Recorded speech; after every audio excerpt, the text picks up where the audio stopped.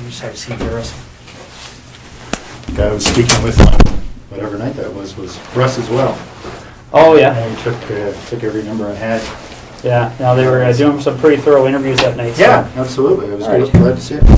I'm just going to move your gloves here. That's a little microphone, just to make sure there's nice and clear. As you can see here, everything in this room is videotaped and audio taped. Check. You ever been interviewed by the police in a room like this before? I Or? have never been interviewed like this. Oh, no? Okay. No. Let's get this set up there. I guess the closest interview by NIS for top secret clearance. Oh, yeah? All right. Well, again, Russell, I appreciate you coming in. An investigation like this, I mean, I'm sure you can appreciate it's been big news, especially down Belleville way. And, you know, obviously our approach to cases like this is that we don't give up on somebody being alive until we get evidence that they're not. So because of that, we're treating Jessica's case as an emergent situation, obviously. Yeah. So we're fast forwarding things that we might normally take our time with. And that's why we're here on a Sunday afternoon. Sure. So again, I appreciate it. No We're going to do a pretty thorough interview today. Okay. And the reason for that is because the last thing we want is to be calling people back again and again and again. Okay. So what we're going to do is we're going to go over a number of things, and I'm going to explain what all those are to you. Okay. I'm a big coffee guy. I don't know if you're a coffee guy or not, but I didn't want to drink in front of you. So No, I appreciate that. All right, go ahead. I could definitely. Are they black? Yeah, they're just black with sugar. I could definitely. I just started my phone. I probably haven't a little bit. Started your what, sorry? Gum. Just Oh, first piece of gum. Well, there's napkins there if you want to toss it or whatever. I appreciate that. All right, and again, like I said, this interview is going to be very thorough. But again, I have a simple rule when I talk to people. It's I'm sure you're the same way. I treat everybody with respect. I don't want to ask if they do the same for me. So what we're going to do is we're going to start off by going through what your rights are. Okay? Just like everybody else. Okay. Have you ever been read your rights before? No. Yeah, I'm sure you've seen it on TV a whole bunch of times, but that's usually the American version. So I'll go over it with you briefly. Okay. Basically, in Canada, as you know, I'm sure, is we all have our rights guaranteed under the Charter of Rights and Freedoms. Right. Okay. Now, Russell, just to avoid any confusion, because people do get confused when they're talked to by the police, is that you're obviously not under arrest here today. Okay. Yep. Anytime you feel you want to leave here, you feel free to do so. The door's not locked. Teresa will walk you down the lobby anytime you want. Okay. If there's anything that comes up in our interview today, Russell, that you feel you want to talk to a lawyer about, you just let me know. Okay. Sure.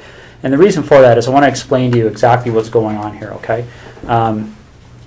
Jessica Lloyd is one of 4 cases that we're currently investigating. Okay. Right. And essentially what's happened is over the past about 4 or 5 months, there have been 4 occurrences that, like I said, that we're looking into. 2 of those occurrences occurred in September of 2009. And very briefly, they were up in the Tweed area. They involved somebody entering 2 different women's houses in the evening hours and committing sexual acts. Okay. In November of 2009, a young lady by the name of Marie-France Como was found murdered in her home in Brighton. And we believe that there was a sexual component to that crime as well. And then most recently we have Jessica Lloyd's disappearance. Okay, so essentially when you're looking at those kind of crimes, we're looking at a number of different potential criminal charges. All right. We're looking at issues all the way from the most serious one, which is first-degree murder, kidnapping, sexual assault, break and enter with intent to commit sexual assault, forcible confinement. Okay, and so what I want to make sure you understand, and this is what we've been doing with everybody we've been talking to, is that clearly when we find out who's responsible for one or all of those crimes, they could be charged with one or all of those offenses. Okay, whether it's you or whether it's anybody else. All right. And that's why it's important that we make sure that people understand what they have to do and what they don't have to do when they're talking to us. Okay. So as I said before, any point today you feel the need, you want to speak to a lawyer, you let me know, and we can take you to a room where you can do that in private. Okay. Do you have your own lawyer? I have a realty lawyer, but no, I don't have a lawyer. All right. If at any point you want to make that call and you don't know who to call, we have a phone list of lawyers that are available to give you advice free of charge right over the phone. Okay. So again, if at any point today you want to take advantage of that, you just let me know. Sure. Is there any reason you want to call a lawyer now? Nope. Okay. A couple other fairly simple and straightforward things that you probably understand, but again, we go over them to make sure everybody's clear, is that you don't have to speak to me today, okay? Okay. And the reason for that is because the law considers me to be what we refer to as a person in authority, okay? Probably similar to what you may be considered to be on the base. Yeah. And because of that, I can be compelled to appear before any judge in the country, basically, to account for what takes place here today between you and I, okay? Sure. And that's the reason why everything's recorded, Yeah, because there can't be any more accurate record than that, right? So, No, understood. and the other thing I want to make sure you understand is that you know, you mentioned a second ago about Miss Como being one of your work associates. So I don't know what's happened since November on the military side of things. But what we want to make people clear on is that if you have been spoken to by any person in authority or any police officer about any of those cases, I don't want what they may have said to you to make you feel influenced or compelled to say anything to me today, okay? Whatever you might have felt influenced or compelled to say to them earlier, you don't have to repeat it to me and you don't have to say anything further, okay? But obviously what you do say, you know, for the third time is being recorded, right? So. Understood. These first two attacks happened not that far from my place in Tweed. Well, the second one did.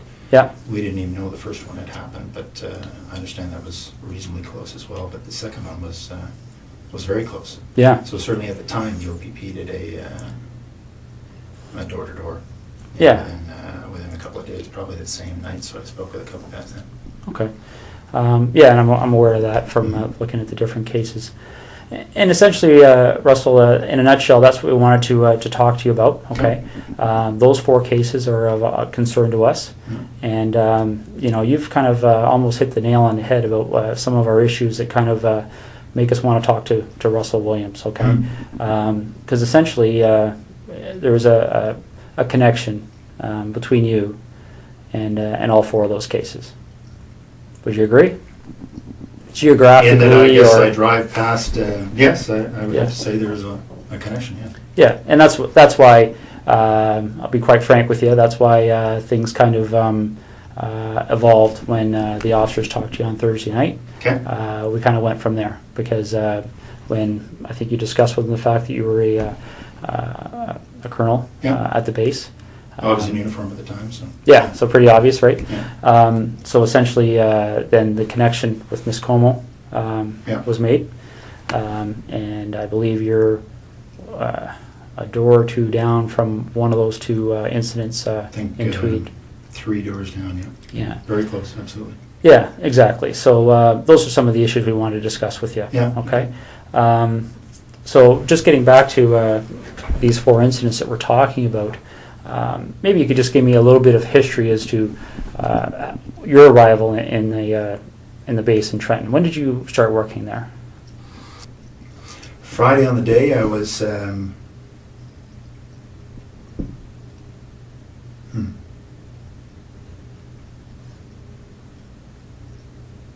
Friday on the day I was at home most of the time. Most of the day I had a sort of a stomach flu. Okay. In Ottawa or Tweed? In Tweed. In Tweed? Okay. Yeah. So we backtrack then. So all day Friday, you're at home. Yeah. And then what time do you leave to go to the base to sleep there on the Friday night? Not sure. Probably just went in for just before bed. So I probably left Tweed at between 8 and 9 or so. Okay. And you get to the base and spend the evening there and get up for the 5:30? Yeah. Okay. That's right. So we backtrack from there. When did you arrive at your home at the cottage? I don't want to get confused between your home in Ottawa and the home in Tweed. So, no, I had been in Tweed all week. Yeah. The week prior now. Yeah, I think that's the case. I was in Tweed all week. Flew Saturday. Headed to Ottawa Saturday night. Okay. So if you didn't have the stomach flu on the Friday, what was your schedule that day? 8, really. Okay. What would have been my schedule? Just a standard schedule in the office. Okay. So, ops brief in the morning, couple of meetings. I can't remember what the specifics were going to be. Okay, so Thursday night you slept at Tweed, or you? Yep. All right. And what did you do Thursday during the day? Thursday during the day I was at the base again. I think it was a fairly standard day. I can't recall exactly, but yeah, nothing. I was not flying, so I was at the base. So I would have gone in early in the morning, back in the evening again. Okay. Do you remember what time you left the base that night?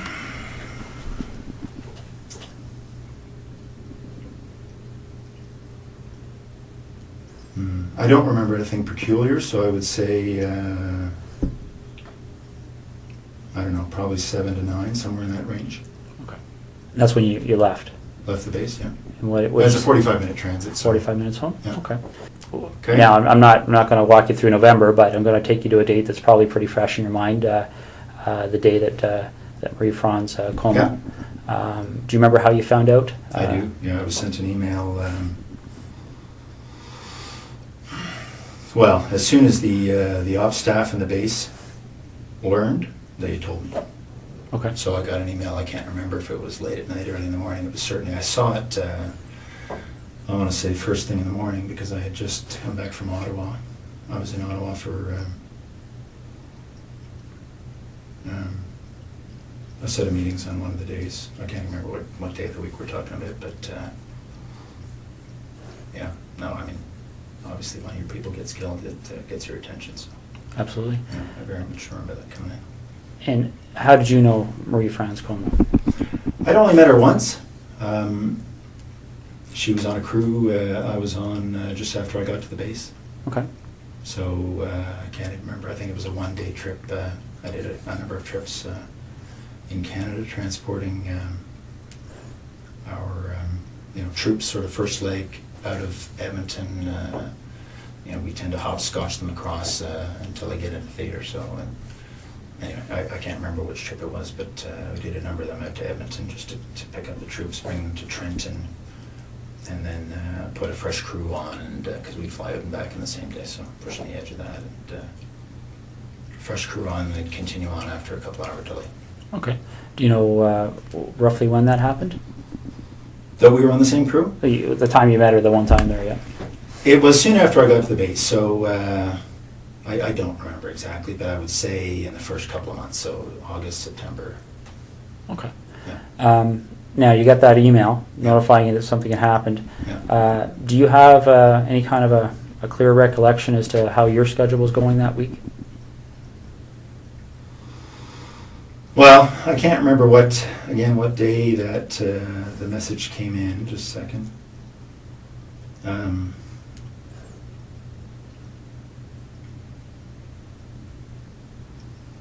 No, I can't remember what day of the week, but I'm just thinking there was a whole bunch of activity spun up as a result, obviously.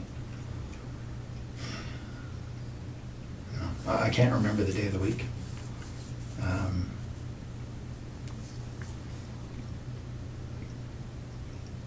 I'm just trying to think through the news reports I read.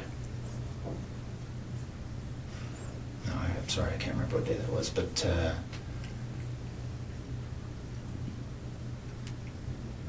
what we learned after the fact was that the MPs had learnt of her death, I think quite a bit after her body had been discovered. Okay. So I think what happened, sorry, just a second.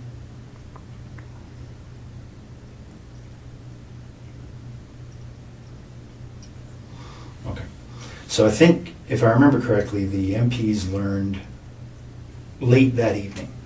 Can't remember when, obviously her body was discovered. It was probably in the news reports. But so they learned, and then they passed it to ops. So they immediately passed it to me. Okay. The MPs work for the wing operations officer, so they go through their chain of command, and then as soon as the duty watch officer had that information, she advised me. Okay. So again, that along particular with, week. along with some others. Right, right. I'm sure it spread like wildfire. Yeah, absolutely. So that particular week, do you have any recollection? Well, for instance, when you got the email, Yeah. do you remember where you were? I was at home in Tweed. Okay. Yeah. Do you remember if that was a week that you were reasonably stable in Trenton, or had you flown? No, I had been in Ottawa. I had been in Ottawa earlier in the week for some meetings over in Gatineau for one of the, it's actually for the C-17 acquisition. I was project director when I was here in Ottawa for that, so just some follow-up stuff for that. Okay. So I had been here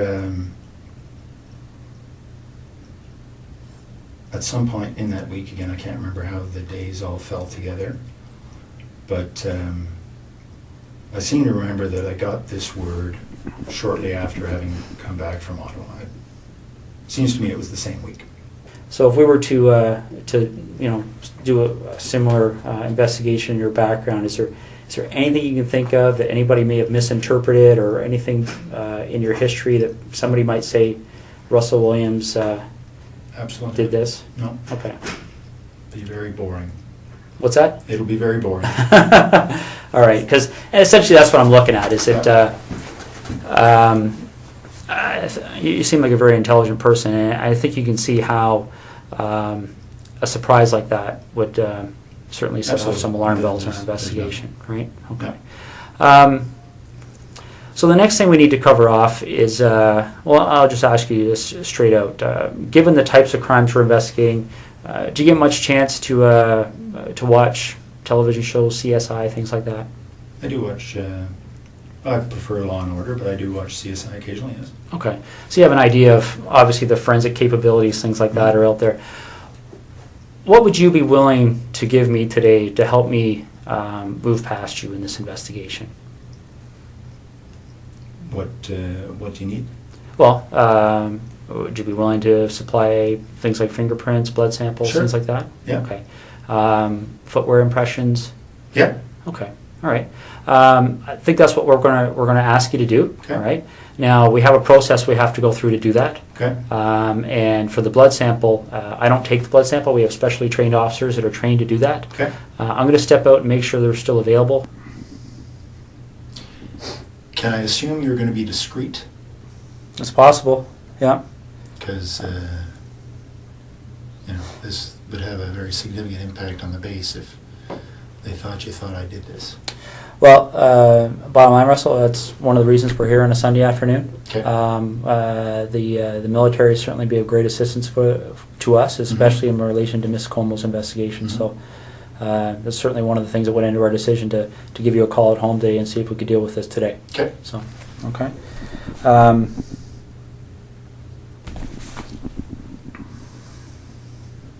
Because it's tough to undo the rumor mill once it gets started. But I appreciate that. Okay. Now that you've had some time to, I know we've been throwing a lot of things at you here, but now you've had some time to think about things. Is there anything that you're concerned about that buccal swab matching in any of those 4 residences? Is there, I guess, let me explain what I'm getting at here, Russell, okay? This is a significant investigation, as you can well imagine. Yeah. That DNA is going to be significant in our investigation, both quite possibly to help you, quite possibly to help us. Understood. I don't know yet. I don't know what the result is yet. Mm-hmm. And I'll go back to the example I gave you because it's a very similar issue, I think. And you talked about the idea of discretion here. Okay. Mm-hmm. You talked about the idea that I think hopefully you appreciate the fact of how we approached you here. Yeah, absolutely. And essentially, we have no issues with that. Okay.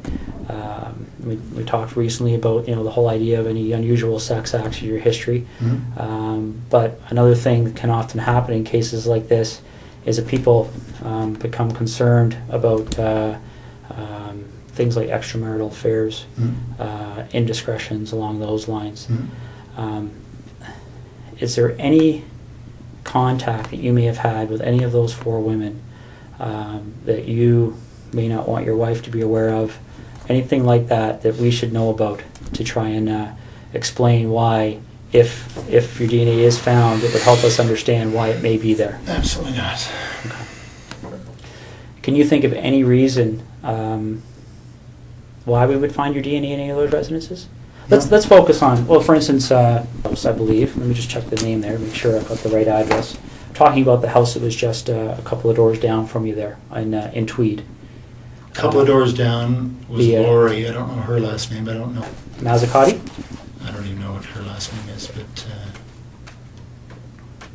there's the woman down the road, 3 doors down. Yeah. Her name is Lori. I don't know her last name. All right, let me just make sure we're on the same page here.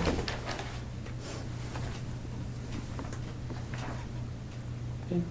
My understanding is she lived at 76 Cozy Cove. Yeah, so she would be the second one, the second incident on your road there. Yeah. A couple of doors down. Ever been in her house? No.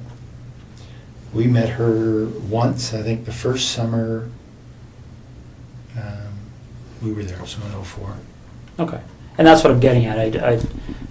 Again, this is a credibility issue, right? Yeah. Because I don't want to come and see you 2 weeks from now and say, Russ, Yeah. our CSI people were in that house. And are you familiar with how DNA works? I think broadly, yes, I would guess so. One of the challenges we have in 2010 with DNA is it's become so precise that I guess the best way to explain it is I can think back 15 years ago when I started in violent crime investigation. Yeah. For us to get a DNA match, the sample we had to find was, probably would have filled half of one of these cups. Does it? Because they destroy so much of the sample in the testing. Okay. Essentially, DNA has become more and more precise to the point where when you and I walked in this room earlier today, we could have sat down, talked for 30 seconds, walked out. CSI officer could have come in 3-4 days from now, done some swabs here, and he would have found your DNA and my DNA, and probably a lot of other people's DNA. Sure. A little bit gross to think about, but essentially, as we talk, a little bit aspirate comes out of our mouth. Yeah, no, I understand. that contains our DNA, our skin cells contain our DNA, Yeah. and that's what I'm getting at. If you were ever in Lori's residence, quite possibly, quite innocently, your DNA could be in that residence. Has there ever been a time you've been in there? No. Okay. What about the other lady down the road on? I hadn't even heard that name, so no, I don't actually know who that was. Okay. Have you ever visited Marie France Como at her residence? No. Okay. All right. So you're quite positive there would be no reason why your DNA would be in any of those 3 locations. Okay. Did you know Jessica Lloyd even in passing for any reason? No, I didn't hear her name till it was on the news. Okay. And the reason I'm asking that is because I know you were asked that question on Thursday night, and sometimes what we find, and again, this is one of those situations that can sometimes cause us to get in a lengthy investigation as somebody that maybe doesn't deserve it. But what can happen sometimes is somebody gets stopped by the police like you did, and they get asked that question, and people, when they're stopped by the police, they can be nervous, okay? So they blurt out an answer, and then they start driving away, and they go, oh, why did I do that? Because the problem is that once they get asked again, then they feel compelled to maintain that answer for fear that if they change their answer, somebody could find it. You understand what I'm saying? I do. Okay. So I want to make sure that's not happening here. I don't care what you said to the officers on Thursday night last week. If there's any communication or contact between you and Jessica Lloyd, you've seen her picture, right, around town? Yeah, absolutely. Okay. Ever seen her before? I don't. No, I would say I have not. Okay. All right. All right. And you mentioned something about doing some renovations at your property in Tweed there. I think you said something earlier about tearing up carpet. Correct me if I'm wrong, but Oh yeah. okay. When did all that happen? In 2004 or 5. Okay. Any recent renovations? No. Okay. All right.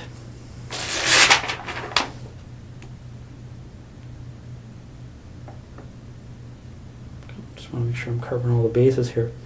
Okay.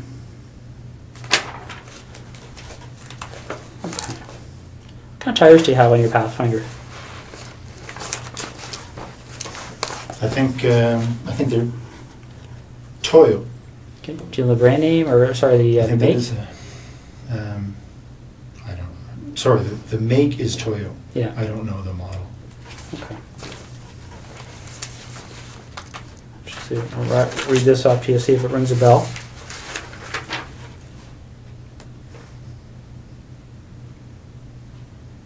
Ever heard of, does Toyo Open Country HTS That sounds make any right. sense? Yeah. Okay. When did you have those tires put on your Pathfinder? Well, it's the second version we've had of them, so I think it might have been this past fall. They replaced other ones we'd had on the same. Okay. Well, Toyo, I can't say that they were the same, exactly the same model, but our dealership here in Ottawa says they're very popular for the Pathfinder, so. Okay. And they were good. They lasted a long time. All right. I've had to. I think you were talking about the whole idea of the MPs helping us with our investigation and stuff like this. You have the same system as we do at our headquarters with the swipe cards. Mhm. One of the things one of our investigators did is they made a call while I was talking to you there because we were trying to work through that week of the 23rd of November. Okay. 23rd being the Monday, 24th being the Tuesday. Okay. What they've told us is that, and I want to make sure I get this right, is that on the 23rd, your swipe card was being used at the base. Okay. Okay. On Tuesday 24th, there was no use of your swipe card. Okay. And then on the following days, the Wednesday, Thursday, Friday, there was what appeared to be average activity of your Okay. swipe card on the base. Does that make sense to you? It does. That says that I was in Ottawa on the Tuesday. Okay. Do you remember where in Ottawa you were? Yeah, I was in Gatineau with, as I said, meeting about the C-17. Okay. Now, again, I want to be fair to you here. We're going back 2 months. Yeah. Are you sure that would have been the day you were in Ottawa? Well, only because I wasn't at the base. Okay. So I can't remember, honestly, that that's the day I had the meeting in Ottawa, but if I wasn't at the base, it was because I was here. Okay. Now, if that is the day you had a meeting in Ottawa, do you remember being at the base on the Monday, the 23rd, and swiping your card in and out? Do you remember what you would have done that evening to get to Ottawa for that meeting? Like, would it be... I drove to Ottawa in the morning of the day of my meeting, so if it was the Tuesday, then I would have left Tweed. It was a very foggy morning Okay. that morning. I drove in that morning. Okay. So I would not have been at the base the day I was in Ottawa, because the meeting started at 8:30 or something. Okay. So you leave the base, you would have went home to your residence in Tweed, Yep. and then you left Tweed in the morning and drove up to your meeting in Ottawa. Yep. Okay. You leave the meeting in Ottawa is a daytime meeting, evening meeting, or do you remember? Yeah, it was a daytime meeting, finished, I don't know, mid-afternoon or so. Okay. We had lunch and then finished. I think my wife and I had dinner because she was here for work, and then I headed back. Okay. Well, these are the kind of things I'm trying to draw out here. That's helpful to us. Do you remember where you had dinner? Well, I don't remember exactly the restaurant, but it was in Westboro because that's where our house was being built at the time. So we had dinner, in a restaurant that we would expect to be able to frequent once the house was finished. Okay. Remember how you paid? One of us would have paid by MasterCard. Yeah. Okay. Are you sure about that, or? Pretty sure. That's normally how we Okay. pay for meals. All right. Can't remember if it was me or my wife that paid, but one of us. Okay. And do you remember which restaurant it was again? No. Okay. All right. And you see what I'm getting at, right? I mean, that can be very helpful for us because if we can track Yeah. that issue, right? Yeah. We can put somebody paying for a meal at a location. Well, with a I was credit card. meeting with 15 people or so that day. So Okay. And what time did the meeting end? I would say between 3 and 4. Okay. And are you sure that that's the same day you went out with your wife? Well, I think so. Yeah, because she was here, and I think that was the day we went to this restaurant in Westboro. Yes. Okay. You finished dinner, and do you remember what you did that evening? I would have driven back to Tweed. Okay. And you would have... Now, again, I know we're talking 2 months ago here, but do you Yeah. remember specifically having dinner and then driving back to Tweed, or do you remember, are you just guessing here? No, I'm not really guessing. I mean, I believe that this night at this restaurant was following the meetings in Ottawa. Mm-hmm. And I, kissed my wife goodbye and headed back to Tweed to go to work the next day. Okay. All right.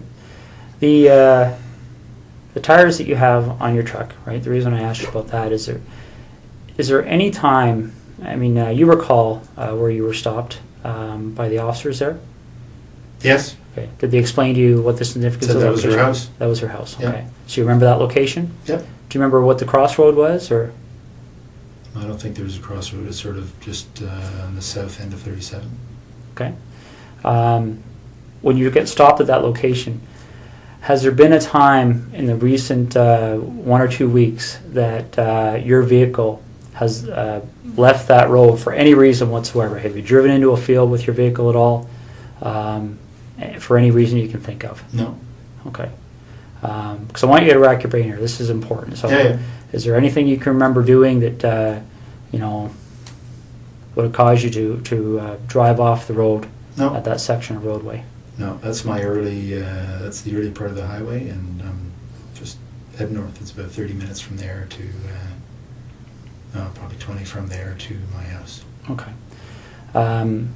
Would it surprise you to know that when the CSI officers were looking around her property, that they identified a set of tire tracks to the north of her property?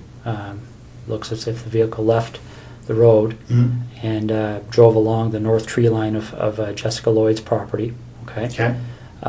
They took, they examined those tire tracks, and they have contacts in the tire business. Obviously, tire tracks are a major source of evidence for us. Sure. Shortly after this investigation started, they identified those tires as the same tires on your Pathfinder. Really? Yeah. Okay. Okay. One of the other things that they do to try and identify the type of vehicle that may have left those tires, well, is they do two things. They talk to witnesses. Okay. There was a female police officer that actually drove by that location that evening and recalls seeing an SUV type vehicle in the field to the north of Jessica Lloyd's house, consistent with a Pathfinder. Okay. Could maybe consistent with other things, but consistent with a Pathfinder.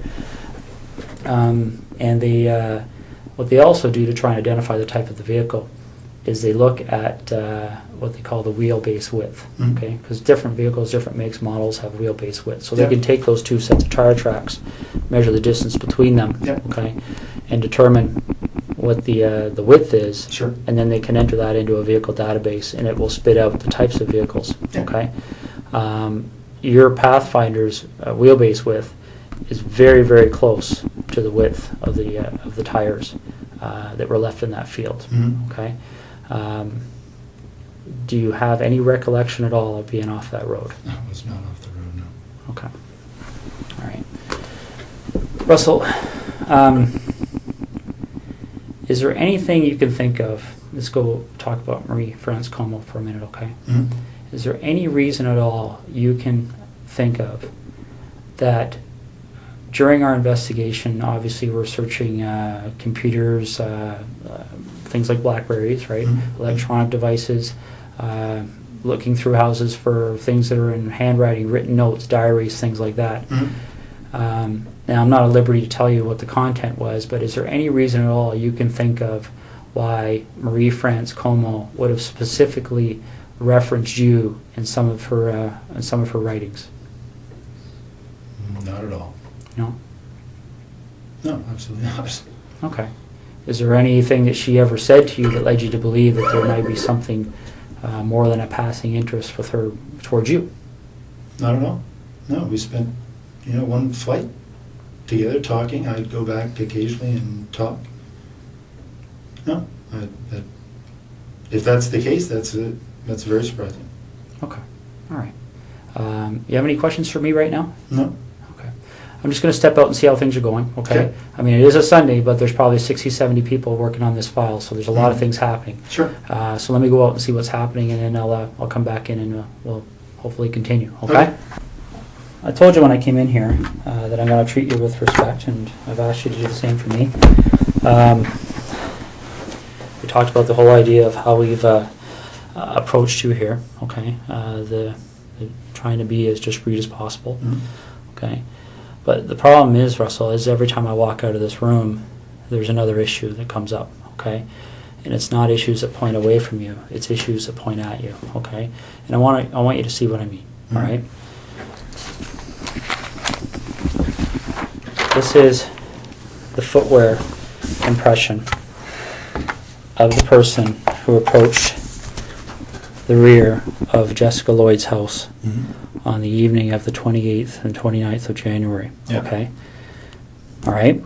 Now, I want you to keep in mind that this is slightly smaller, okay, in scale, okay? Okay. All right, that's not to scale. That's, the footwear is actually bigger. Okay. If you look here on the ruler, you'll see that 1 inch is just slightly smaller than an actual inch, okay? But this is the way it prints off on the computer. Yeah.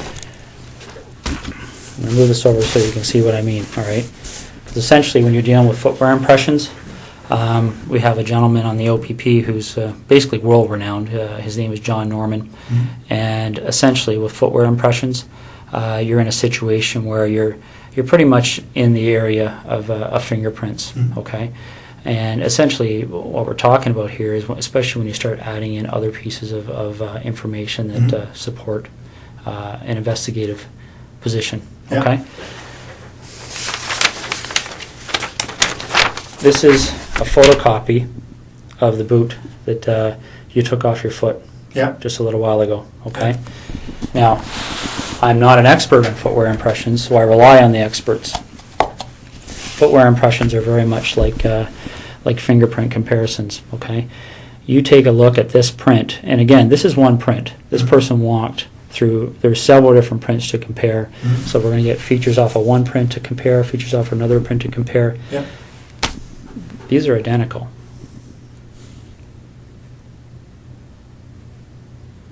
Okay. Your vehicle drove up the side of Jessica Lloyd's house. Your boots walked to the back of Jessica Lloyd's house on the evening of the 28th and 29th of January. Okay. You want discretion.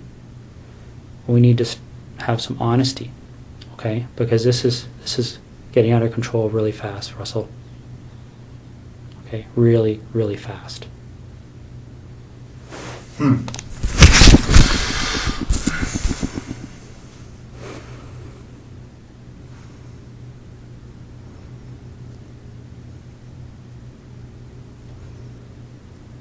This is getting beyond my control. All right, I came in here a few hours ago and I called you the way I called you today because I wanted to give you the benefit of the doubt. But you and I both know you were at Jessica Lloyd's house, and I need to know why.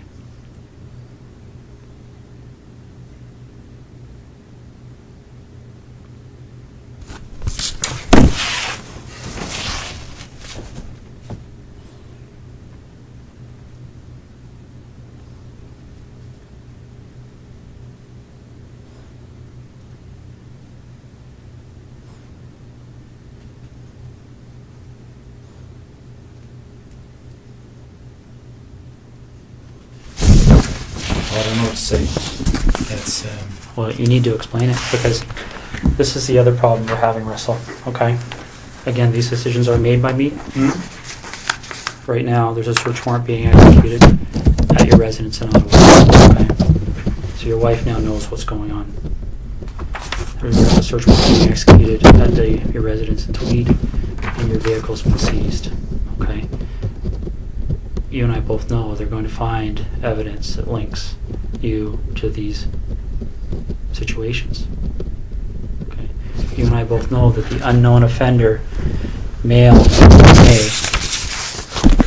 on Marie France Comeau's body is going to be matched to you, quite possibly before the evening's over. Okay?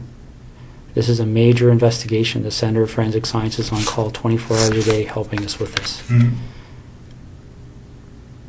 Your opportunity to take some control here and to have some explanation that anybody is going to believe is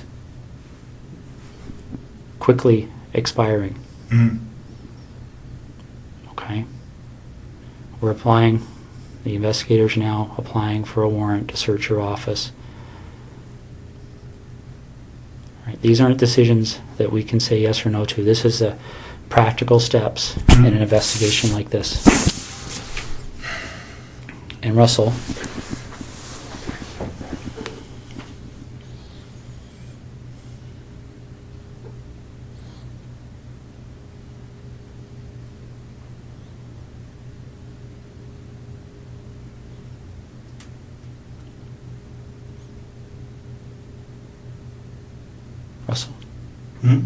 listen to me for a second, okay? When that evidence comes in, when that DNA match, when that phone rings and somebody knocks on this door, your credibility is gone, okay? Because this is how credibility works, all right? And I know you're an intelligent person and you probably don't need to hear this explanation, but I also know your mind's racing right now, okay? Because I've sat across a lot of people in your position over the years, okay? The bottom line is that as soon as we get that piece of evidence that solidifies it, DNA, okay, as soon as the expert in footwear impressions, the expert in tire impressions calls and says, yes, I've examined those and they're a match, it's all over. Because as soon as that happens, where's your credibility? Where's your believability? You're just another, and again, don't take this wrong, okay? But you can see if you step outside this room in your mind and imagine how people are going to view you, okay? If the truth comes out after the clear evidence is presented to you, when you finally go, okay, I'm screwed now, what are we going to do?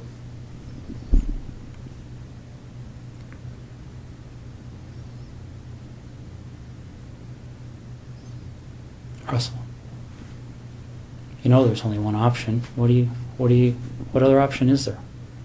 What's the option? Well, I don't think you want the cold-blooded psychopath option.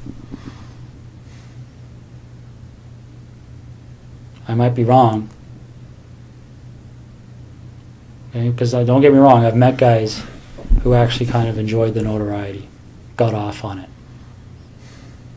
got off on having that label. Bernardo being one of them. I don't see that in you. If I saw that in you, I wouldn't be back in here talking to you, quite frankly.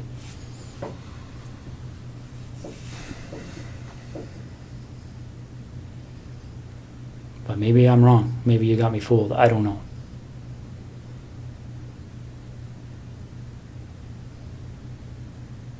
This is over. And it can have a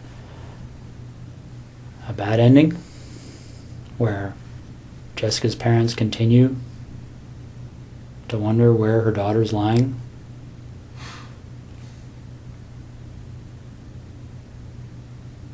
And I don't know. I mean, obviously there's a huge search still underway and it'll continue. It'll continue until her body's found. That might even happen tonight for all I know. Once that happens, then I don't know what other cards you would have to play.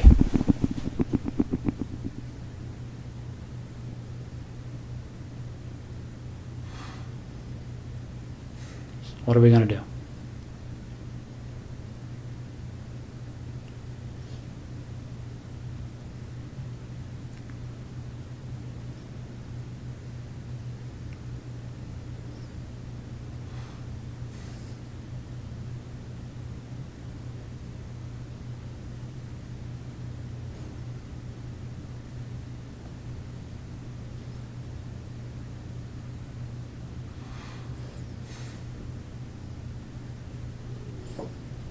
Russell,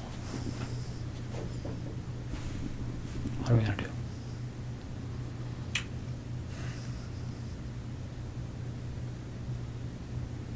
Russ, please. Okay. What are we gonna do, Russ?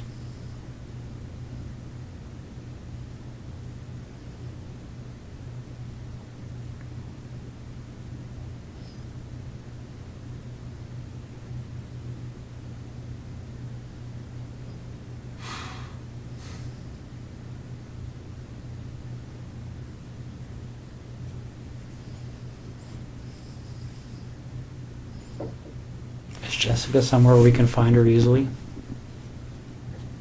Like, is this something where I can make a call and tell somebody to go to a location and they're going to find her, or is this something where we have to go and take a walk?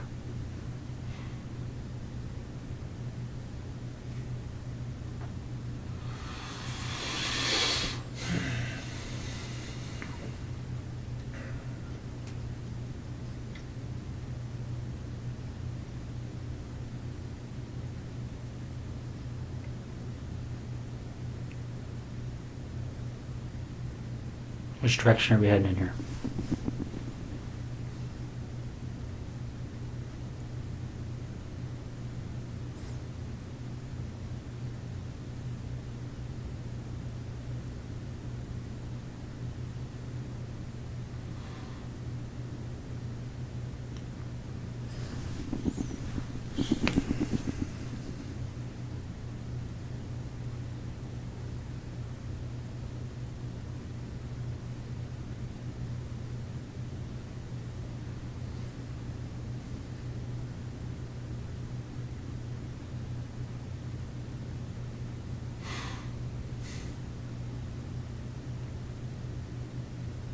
Russ, maybe this would help. Can you tell me what the issue is you're struggling with?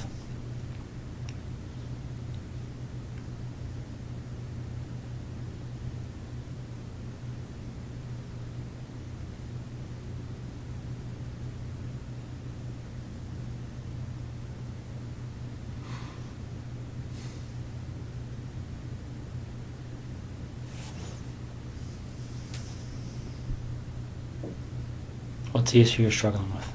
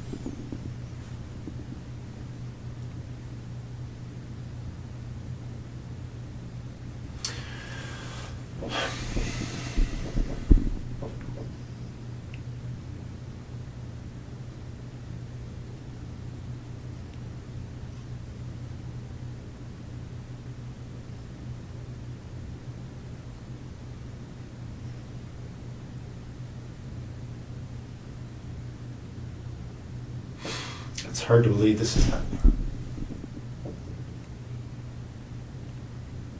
Why is that?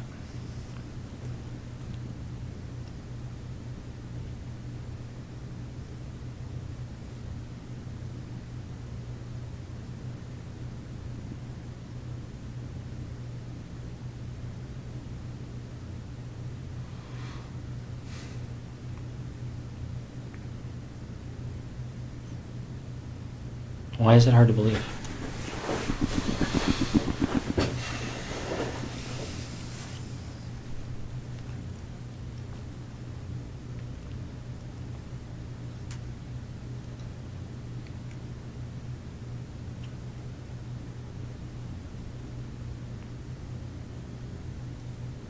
It's just hard to believe.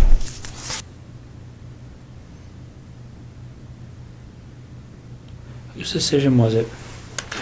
And we're going to find out the answer to this anyway. But whose decision was it to issue the directive to the base personnel that nobody had to speak to the police and to seek legal counsel before they were questioned? I don't think that was... My understanding, that direction came from somebody that reports to you. What do you think they're going to say, Well, Russ? no. What do you think they're going to say? All right, and let's step back for a second here, okay?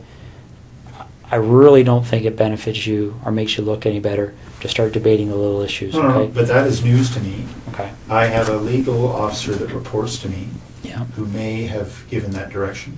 Okay. But that's the first time I've heard it. If that's true, Okay. that's the first time I've heard that. All right, and that may be the case, but how does it look? Right? We're not even dealing with something that's really even evidence because it's not needed. I mean, when No, you no, have, but when you that- have DNA and all this other stuff, that's not even What really was the an issue. direction? I don't recall, but it was something along the lines of telling the people on the base that they weren't required legally to speak with police and they should seek legal counsel before they decided to speak.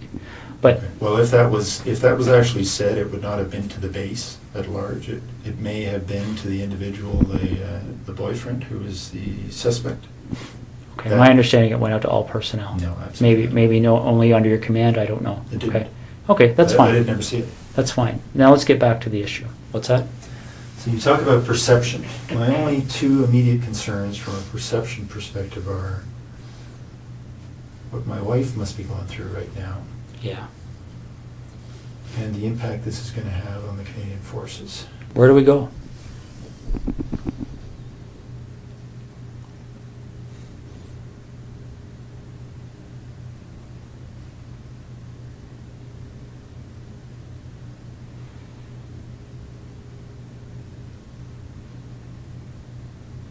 Russ, is there anything you want from me?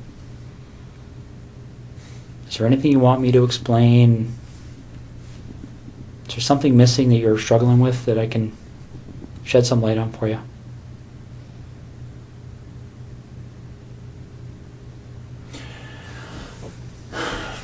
I'm struggling with how upset my wife is right now. Russ, what are you looking for?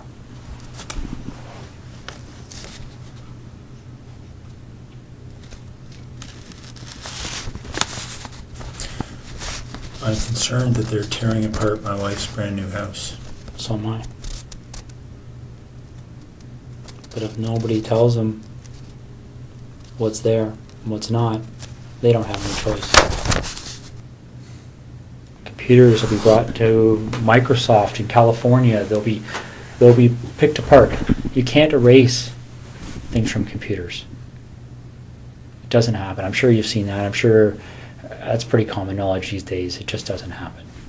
They sell programs that to try and help people clean their computers of stuff, and our guys are pulling that stuff out all the time. The FBI is pulling that stuff out all the time.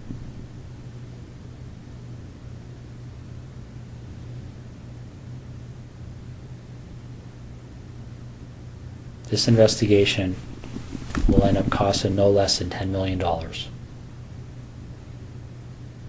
Easy. And they will say no to nothing. Any request this major case manager makes on this case, they've already been told it's approved. Don't even bother asking.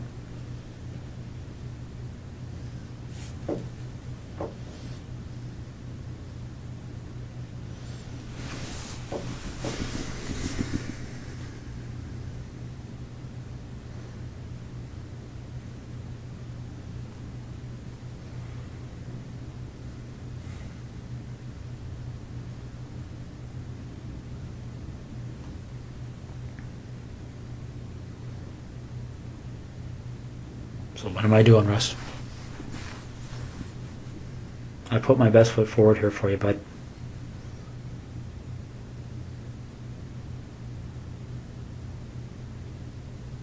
I really have. I don't know what else to do to make you understand the impact of what's happening here.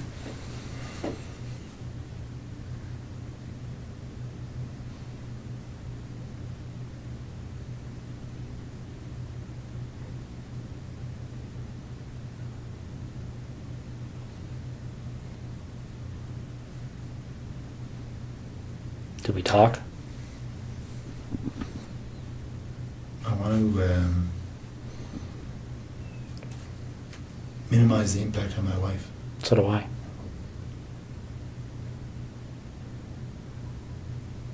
So how do we do that? Well, we start by telling the truth.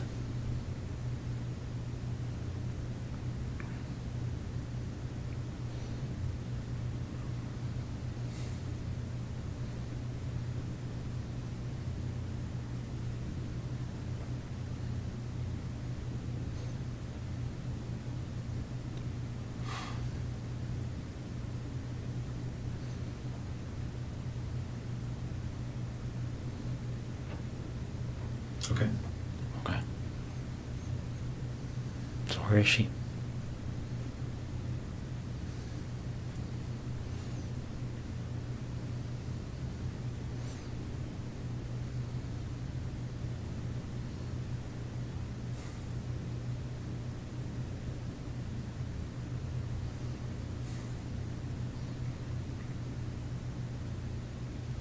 You got a map?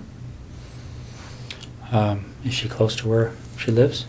I've got maps of that general area.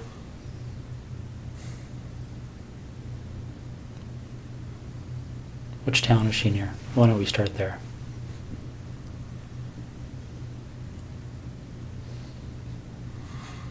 I'm not sure, but if you give me a map of, that covers Calabar down to the highway and over to Tweed and south, I'll show you. Let me see what I got here. I might have something. Is she inside, outside?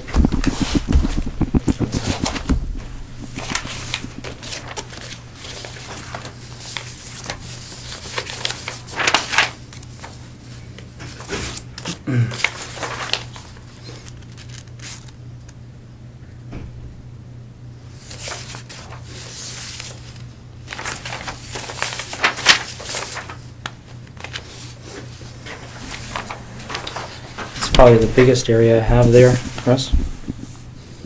Yeah, you need more. You need a real map. So where am I going on here to get to her? In this block here. Okay. So you're pointing to a detailed map of that area, and I'll show you where she is. Okay. Is she close to a road? Yep.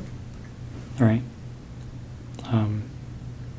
Is it something where is she buried, or is she somewhere where if you walk there you would fairly easily see her? It's here. Okay. So she's south of 7, east of Tweed, Mm-hmm. west of 41. Mm-hmm. And what's this road here? Not sure. Neither am I. Okay. I'll be right back, okay? Do you want any water or anything? Sure. Okay, I'll be right back. How long has she been there for?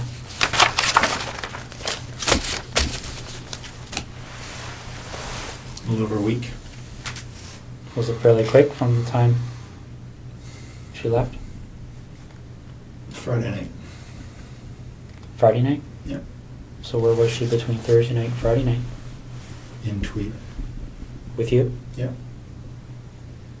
How long was she alive for?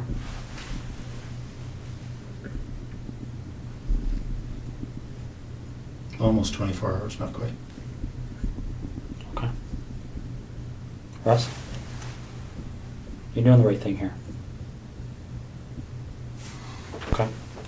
Well, again, my interest is in making my wife's life a little easier.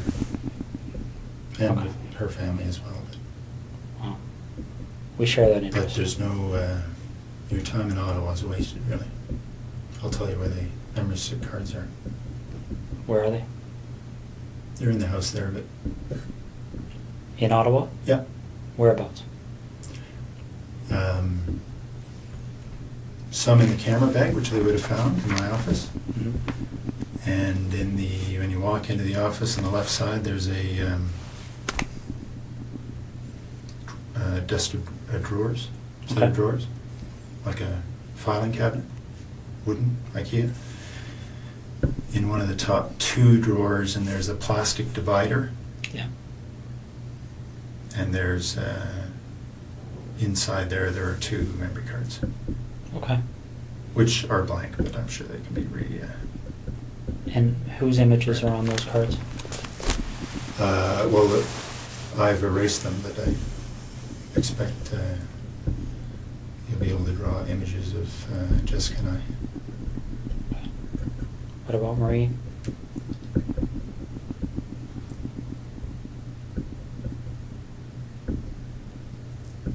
There may be images on there as well. And the 2 women from September? Yep. Okay. Do you have those images stored anywhere else?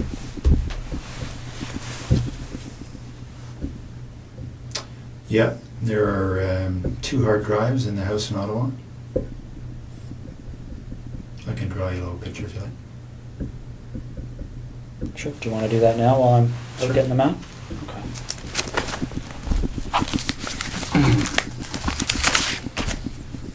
Do you want anything to eat or anything? Leave that with you. Okay. Sure.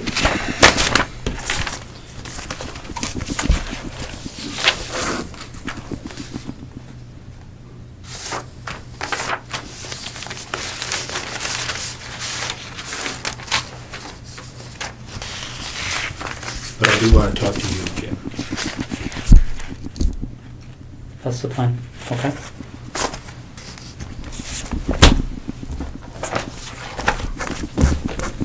I'll be right back.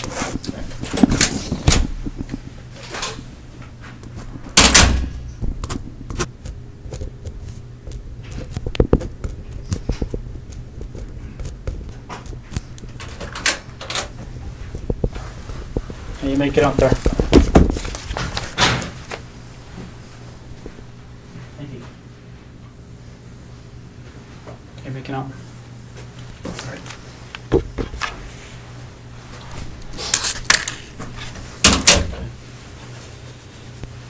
Somebody running around looking for an actual map, but I did the same thing with the Google Maps. Just have to glue them up a little bit more.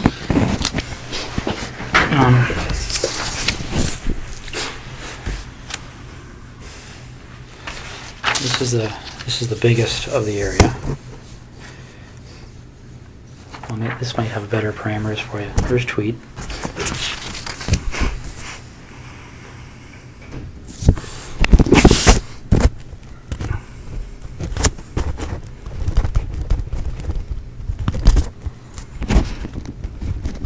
.7 kilometer from this intersection on the side of the road. And what road is that? Kerry? South of, can't read that word. East Hungerford? Does that make sense? Oh, there it is there. Okay. How far off the road is she? 40 feet. Is she covered with anything? She's wrapped up. In She's what? on the surface. Just a gray something or other cover. Okay. Barry, the obvious question I'm going to have for you is, when they go there, and they'll be there shortly, they're going to find her? Oh, yeah. Okay. I'll be right back. You look like you want to say something. Just that this place, my wife, it's been a dream for the better part of a year, so I'm keen to get them what they need and so they can leave her alone. Okay. Well, we're going to do our best to keep that as low-key as possible, okay? What do you want to talk about? It's pretty wide open now, eh? Yeah. What do you want to know? Well, do you want to work forwards or backwards? Doesn't matter. Why don't we start with Jessica? Okay. How does that start for you?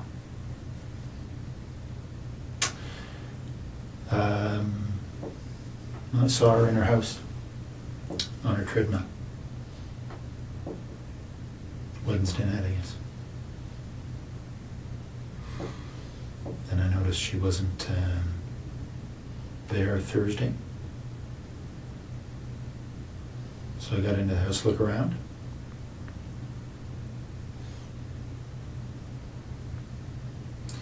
Then, and they left.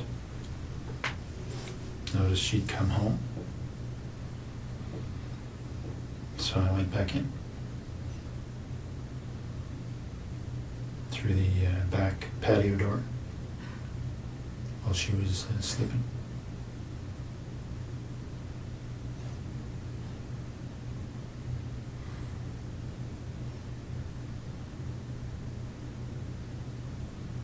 Okay. So I woke her up.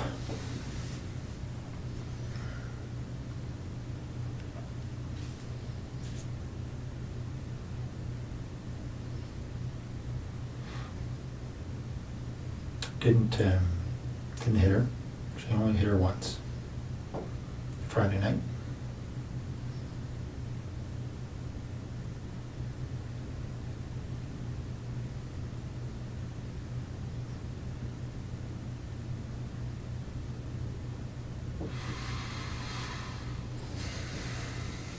Okay.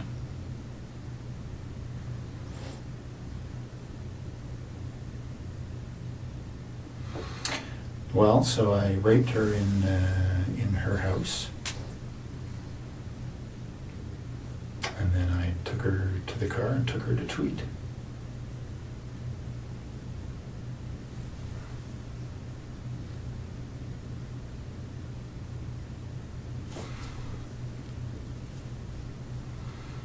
And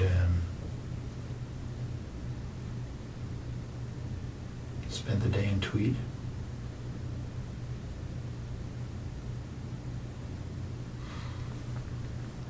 And then I hit her as we were walking. She thought we were leaving.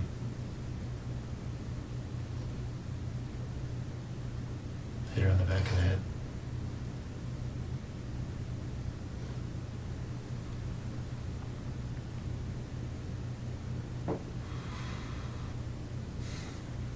Okay. Anything in particular? Well, what did the hit on the back of the head do?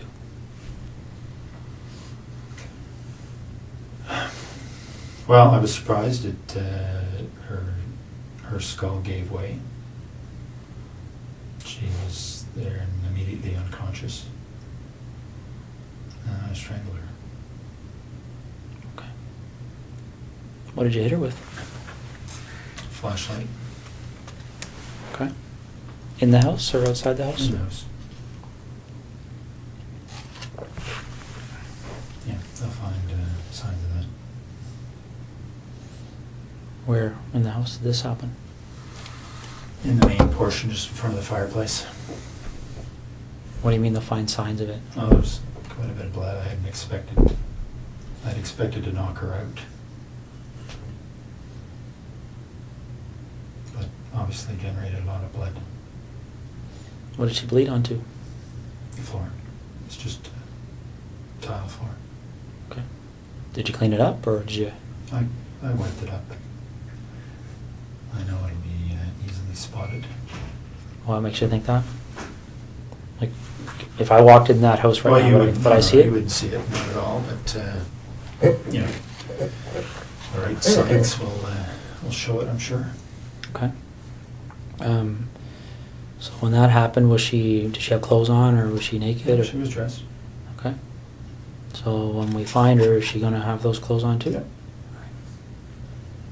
All right. Okay. Marie France Como.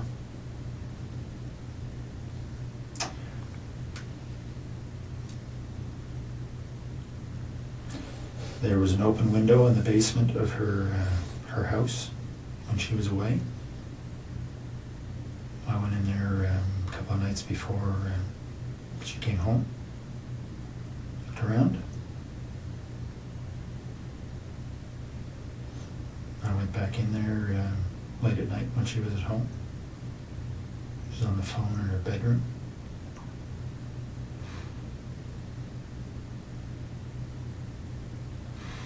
She actually discovered me in the basement.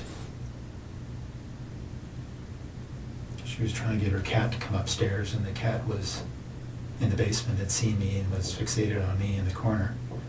She couldn't get the cat up, so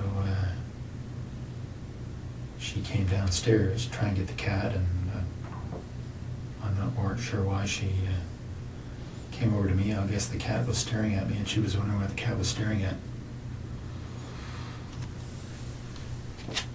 The lights were on.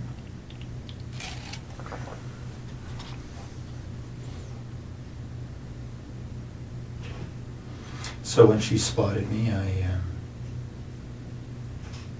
had the same flashlight. I subdued her. Tied her up, brought her upstairs.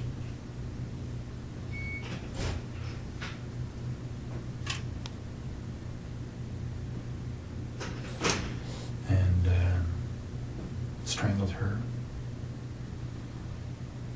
later in the morning. Well, more suffocated her. Right. Some tape.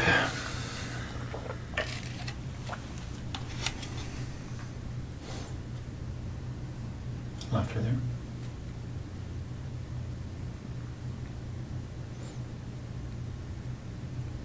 How did you subdue her? And when you say subdued her in the basement, what did you do? Well, I had the same flashlight, and you know, she saw me right away. So it was just I hit her a couple of times and around her head, try and knock her out. Didn't, but she was bleeding a little bit.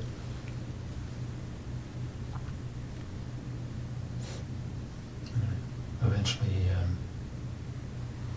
after a struggle, subdued her.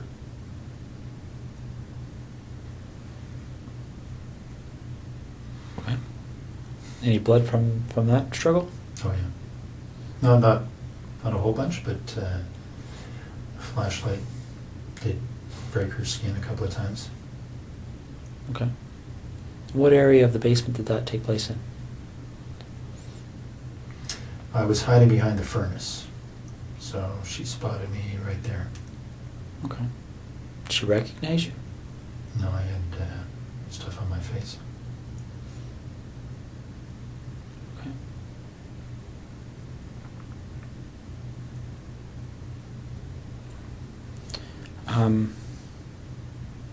So you go upstairs, and you said she suffocated? Well, I suffocated her. I put tape on her. I put tape on her mouth, and then I put tape on her nose and held it there so she couldn't breathe.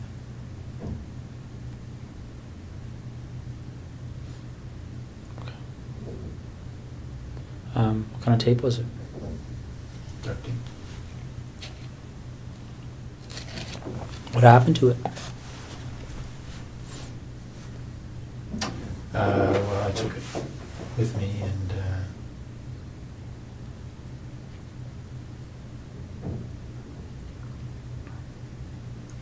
can't remember what actually I did with that tape, but probably threw it in the garbage. Did you use tape for any other purposes?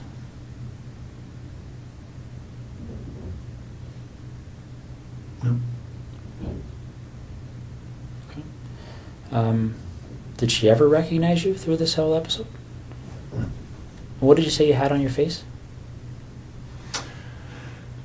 I had just a cover for my head, just a sports pullover type, like just a little cap kind of thing. Okay. Just a, I think lycra or something, and just a headband over my nose and mouth, so it covered most everything but my eyes. Okay. Now this flashlight, where is that now? And tweed. In the house? Yep. What kind of flashlight is it? It's a red 3 double D. I'm not sure what brand it is, but it's a metal, one of these aluminum. It's like a big, I can't remember what brand of aircraft aluminum flashlights already see around. Anyway, it's a bigger one of those. Did you take anything out of Marie France's house or Jessica Lloyd's house? Yeah, some of their underwear. Okay. That's all. And where is that?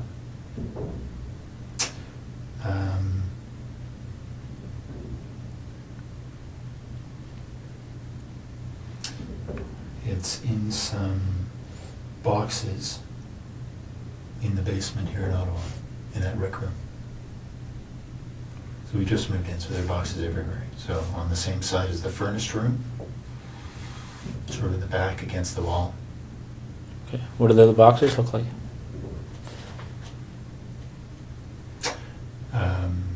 I think one's a scanner, the box for my scanner. Mm-hmm. They're all right next to each other, so a quick look through the boxes there will find it. Okay. How much underwear is in those boxes?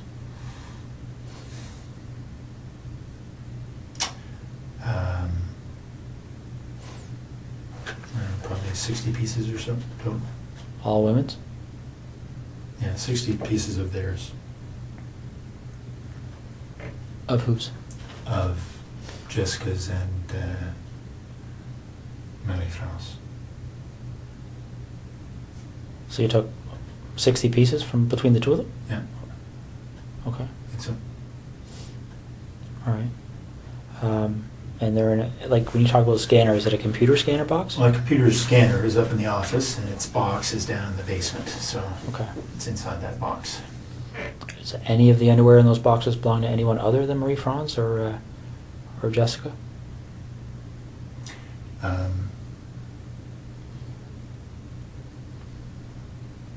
Yeah, there's some from each of the other two women. Okay. Why don't we talk about those two women? Mhm. So the first one happened on the 16th, and I don't know why I can't recall their names, but the lady that was lived closer to you. No, Lori was closer to me. Okay. So the first one, Mhm. I had just spotted her from our boat, actually. I got into the house while she was asleep, noticed that she was alone.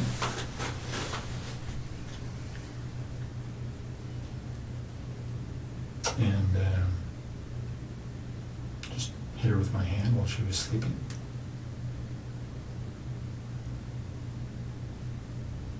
Subdued her. Mostly just my weight on top of her.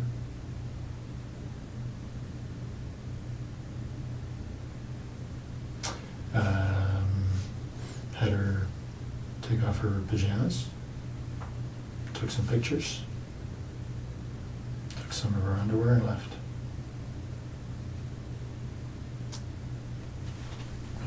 And the other woman? Same kind of deal. Got in through the back of the house. She was sleeping in her, not in her bedroom, but in her, in front of the TV. Very much the same story.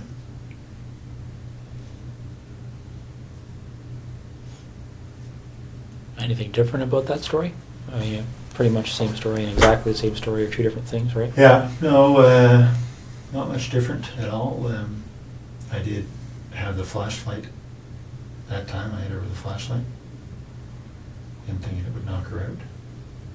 But it, so, and I subdued her with my weight. Took off her clothes, took some pictures, and left.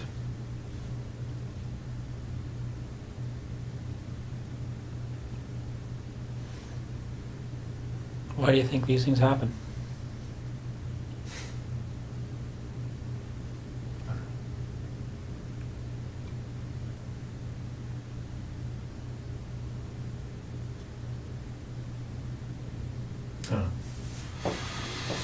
Have you spent much time thinking about that?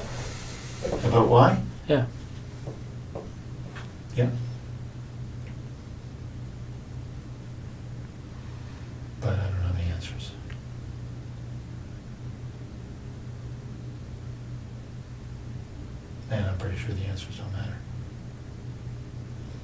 Let me ask you this: did you like or dislike these women? I didn't know any of them. Okay. I had met Maddie France that one time in our airplane. Okay. No, I guess when you're going through these things, are you? Well, let's talk about Jessica, because she was there with you for the whole day, right? Mm-hmm. What kind of feelings were you experiencing while you were with her that day?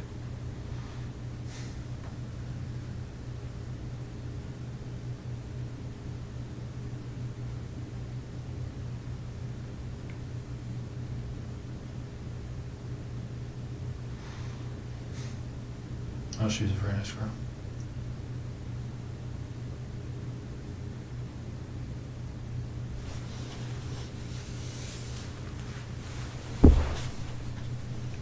Can you tell me why you killed her? Right? Do you know why you killed her? Well, I think I killed her because I knew that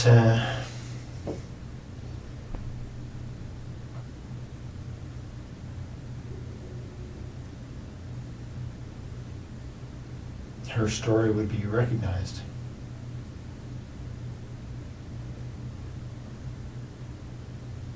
Her story would be recognized? How do you mean? Well, because she knew I was taking pictures. Mm-hmm.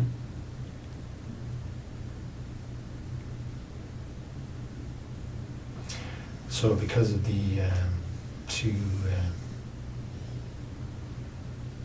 stories in Tweed, that would have been a fairly, yeah, been quite obvious. So if you didn't take pictures, what would you have done with her? I don't know. I mean, she's at your house, right? Well, let me ask you this. Is it 2 lived, right? And 2 died. What was the difference in your mind between? Well, the attention the first 2 got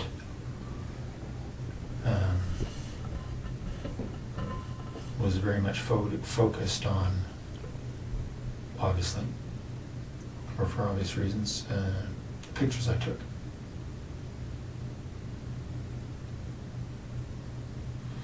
So anybody else telling stories about pictures, right, would have been a fairly straight line.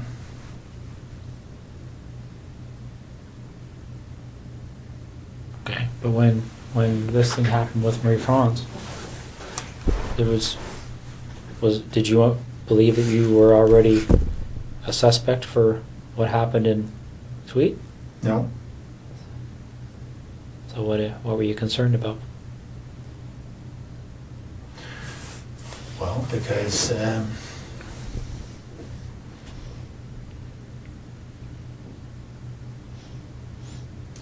was pretty sure that she was serving military, right? Mm-hmm. It would have been difficult for investigators to ignore that connection. Okay. Yeah, makes sense.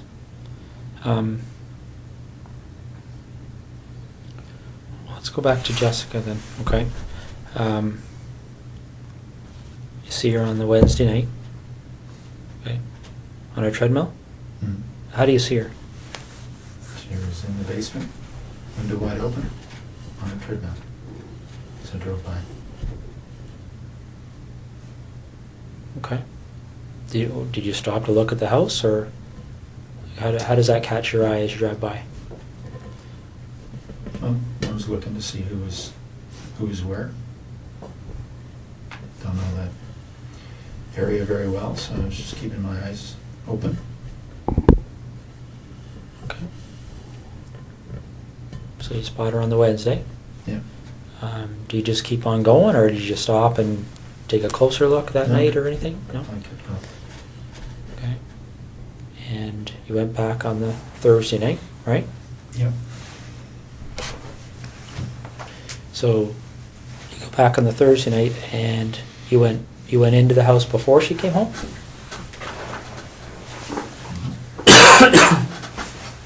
Yeah, she was out. Okay. Done with those.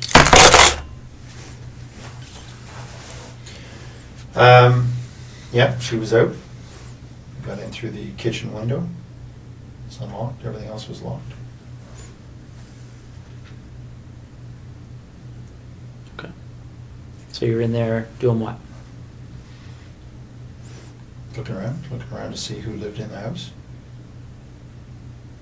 It was just her. Okay.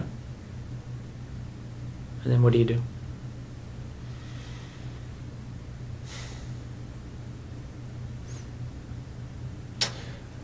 Well, I left the house. And then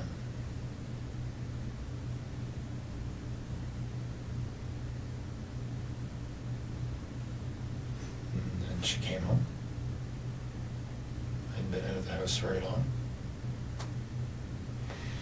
So I watched for a little bit to see if she was alone. She was.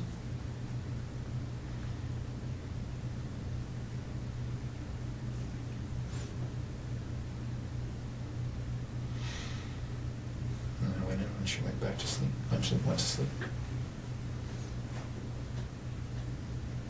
Okay. So you go in, she's sleeping, and what do you do? Well, I snuck up to the side of her bed, expecting to try to knock her out. She woke up, but she did as I said. So I didn't hit her. What did you say? Said, lie down on your tummy. Okay. She did. I tied her up. What'd you tie her up with? Some rope I brought. So she's on her stomach. How are you tying her up? Just tying her hands behind her back. Okay. She got clothes on at that point? Mm-hmm. What kind of clothes? Sweats. All right. You tie her hands behind her back, and then what happens? I took her clothes off.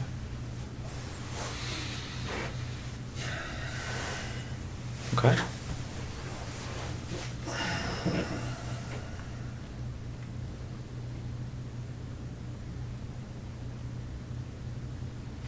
And then what happened? I raped her.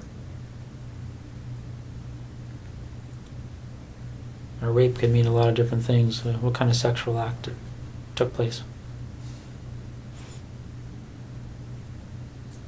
Just, vaginal and oral. Okay. Oral. Who was performing the oral sex?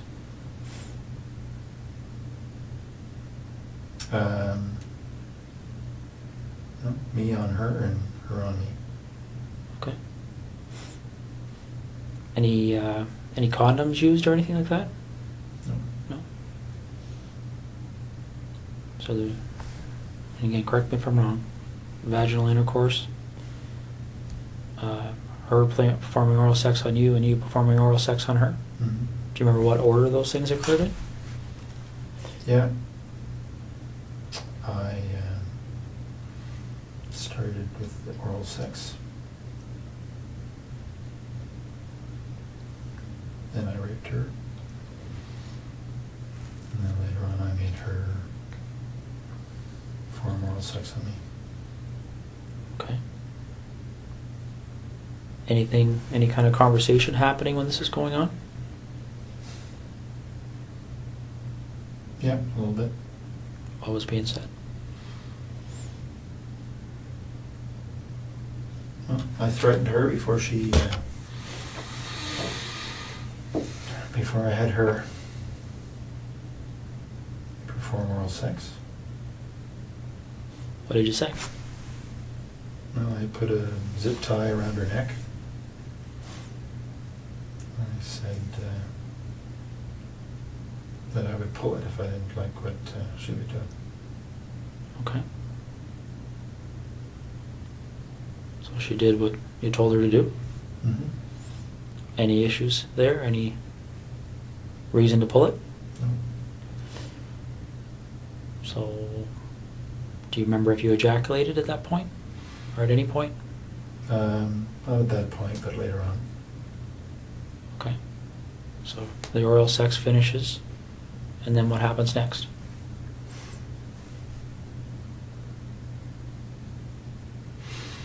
Well, I continued to rape her, and I had her put on some of her underwear. Took some pictures, lots of pictures. And then got her dressed, walked back to the truck. Okay. At what point did you decide that she was going to leave with you?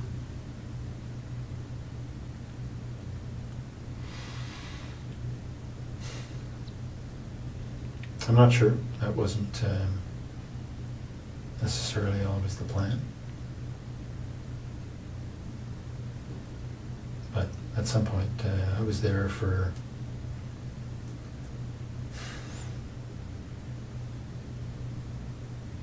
three hours, 3 and a bit.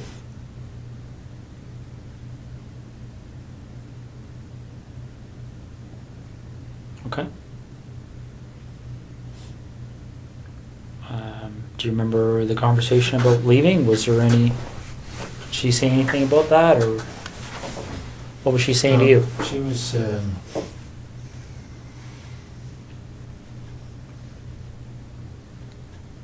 certainly cooperative. Okay.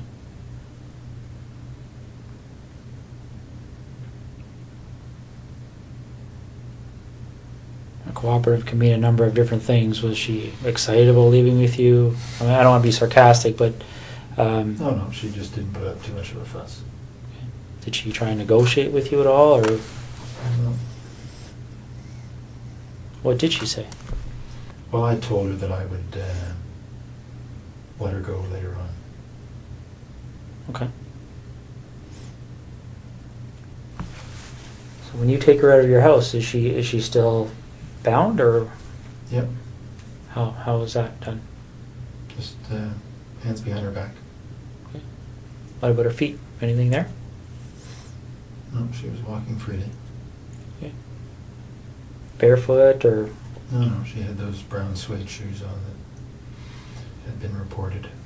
okay. So where does she sit in your truck when you get to the truck? Front seat, passenger side. Okay. And where do you go? Straight to Tweed. Straight to your house in Tweed, or straight Yeah. to just the town? Straight to the house. No stops anywhere? No. Okay. What time, do you remember what time you arrived there?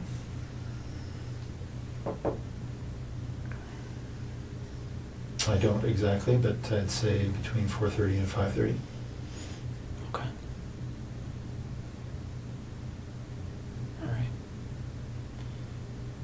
When you were first there before she came home, do you remember, did anybody come to the door at all when you were in the house? Okay. No, I think somebody had come home, somebody had come to the house just before she did, because I thought it was her, but then they left. I was outside at the time. Did you see who that person was, or what kind of vehicle they were in, or anything? No. Saw the lights, I assumed it was her, and then all of a sudden they left, so I don't know what happened. Okay. Where were you when that first vehicle pulled up? In the back here. Okay. So you didn't have a view of the vehicle, you could just tell that there was a vehicle there, is Saw that the fair? lights. Okay. So you get home, what, 4:35 you say? Hmm. Okay. And then what happens?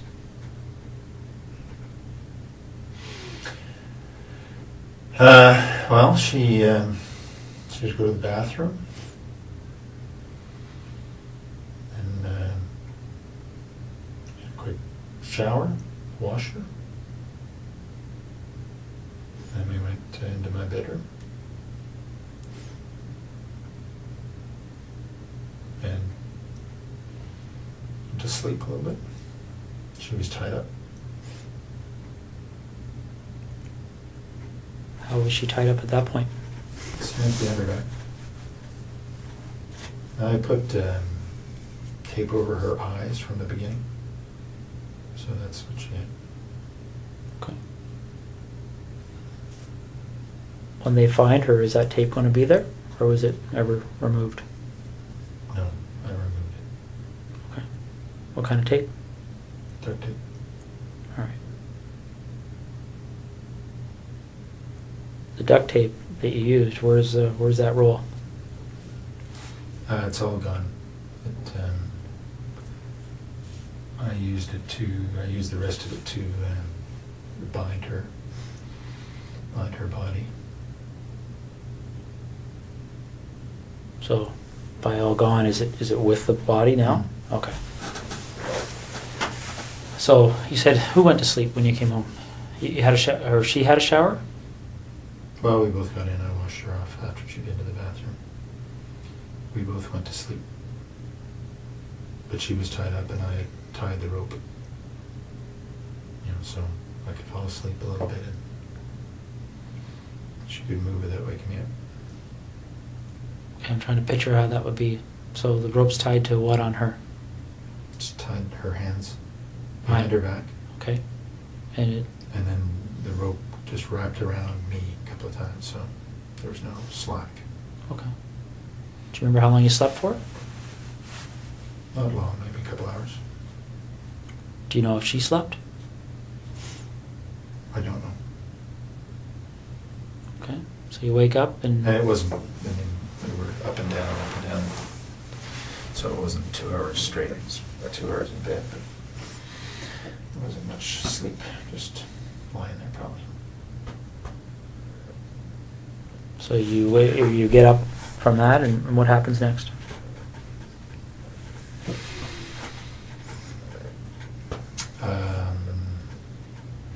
She had a seizure, actually. She felt it coming on, and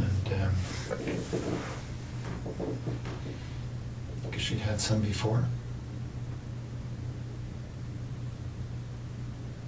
Lasted quite a while. Got her dressed, into the family room,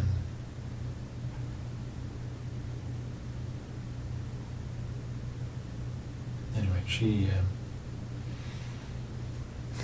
recovered. She got obviously stress, but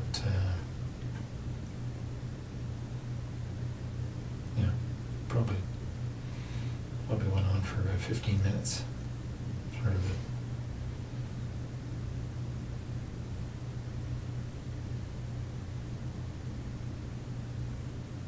So, Yeah. how do you know she had them before? She told me. Did she tell you why she gets them? Well, she suggested it was stress. Yeah, so she felt herself start to tense up and said she thought she was going to have a seizure.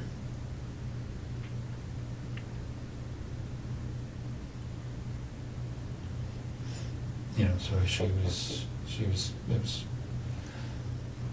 convulsions is what she was saying. Okay. So she recovered from that? Yep, I stayed with her and talked her through it and make sure she didn't bite her tongue. Okay. And then what happened? Well, then we had a little lie down right there because she was obviously exhausted.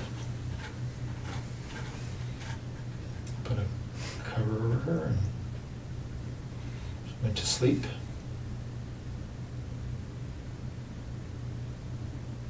Wait for an hour or so.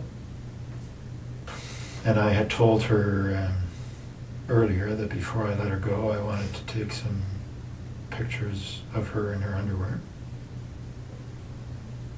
And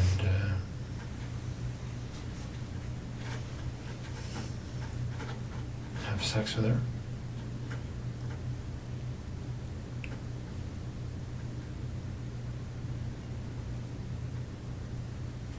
So after she'd had a rest for an hour or so,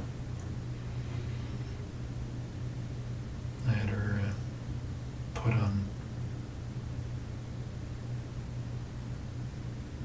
a number of different outfits she had. I'm sorry? Put on a number, pairs, panties, bra that she had. That I'd taken from the house. So she put those on and I took pictures. Okay. Are you in any of these pictures?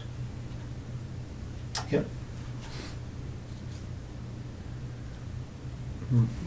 What kind of images are you in?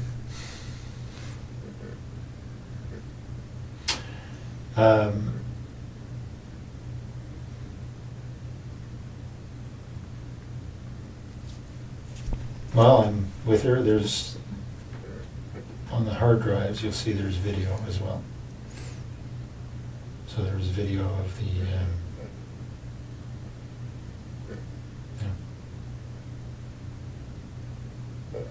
almost 4 hours, I guess. Of what?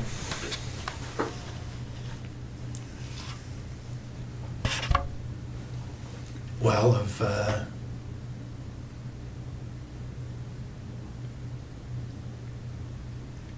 initially at her place of me raping her, and then so I was running the video and then taking still pictures. So the video pretty much covers everything. Did you use video at other places? At Manic Francis as well. Okay. And is that video on the hard drives? Yep. Same type of activity? Yep. Okay. Well, I didn't have her put on any stuff. Okay. So Jessica poses for these pictures and there's videos and then what happens?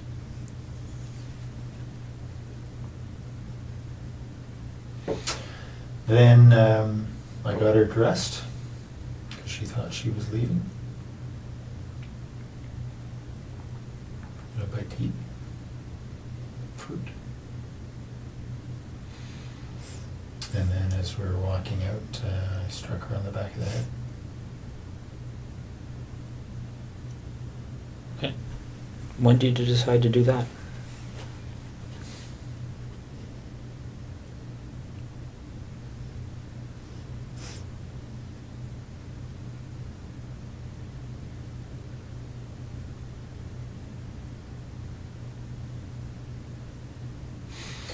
Well, I was pretty sure that I wasn't going to let her leave, but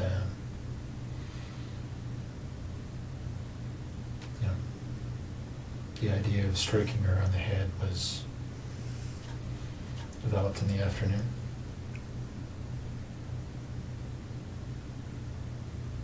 And what was that strike supposed to accomplish in your mind? What was the intent of doing that? Well, I thought I would be able to knock her out, and then I was going to strangle her. Okay. So when you actually do strike her, what's the result? Her skull gave way a little bit. Felt like, and there was a lot of blood, so I think that's what happened. She was immediately unconscious.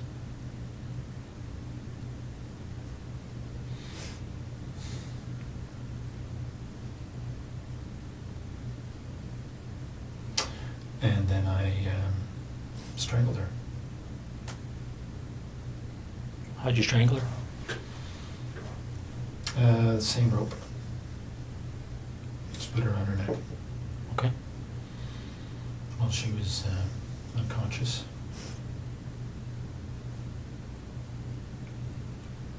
Now, what happened to the zip tie that was around her neck earlier?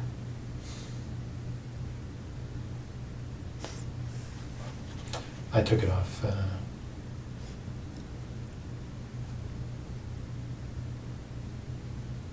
around then, I guess.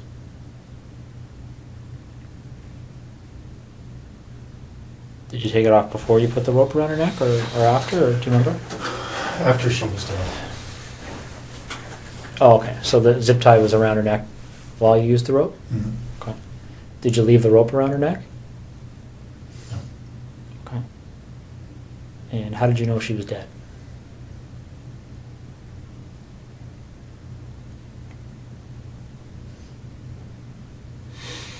She, well, her body stopped moving.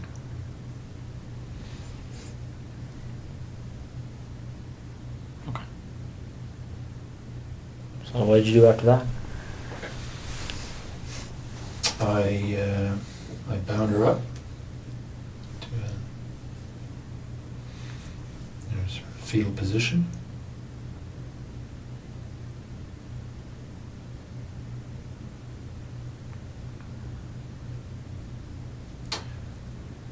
And cleaned up the floor.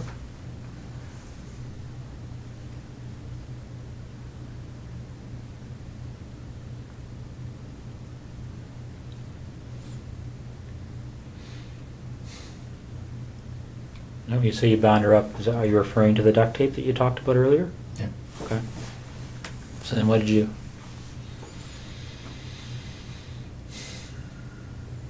I put her in the garage.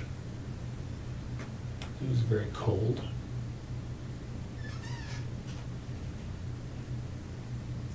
And then I went into the base. Okay. Why'd you go to the base? Pardon me? Why'd you go to the base? Because I was flying early the next morning. Okay. So what time did you leave to go to the base? Well, I told you about between 9 and 10 or so. On the Friday night? Yep. Okay. So you fly, and Then I drove home to Ottawa. so which night would you? Saturday night. So you land, and what time are you landing? 6:30. Okay. Saturday night. Did you go by the house in Tweed on your way to Ottawa? Or? No. So you drove straight home to Yeah. Ottawa? What time did you get there at? Do you remember? Sometime before midnight. I can't quite remember, but I think I went in the office first, did some work. So I think I got home to Ottawa just before midnight, something like that. I think. Not sure. I slept for a little bit at the Tim Hortons in Brockville. So it might be later. I honestly can't remember when I got to Ottawa, but Okay. yeah, midnight-ish, Saturday. Mm-hmm.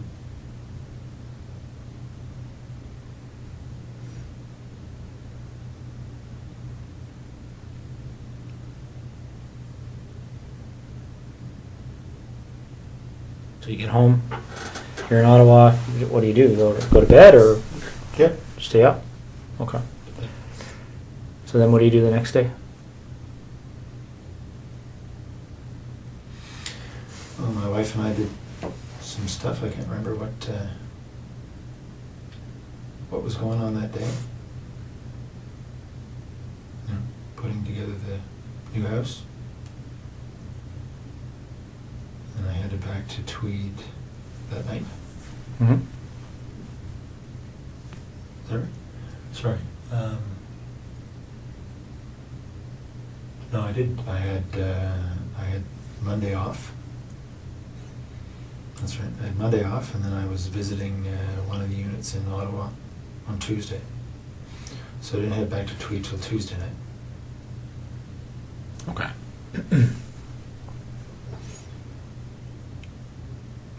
So you get back to Tweed, and what happens next? I took Jessica's body to that spot. Okay. That happened on Tuesday night? Just this past Tuesday, obviously. Yeah. Okay. Do you remember what time that was? It was pretty late. It was midnight-ish.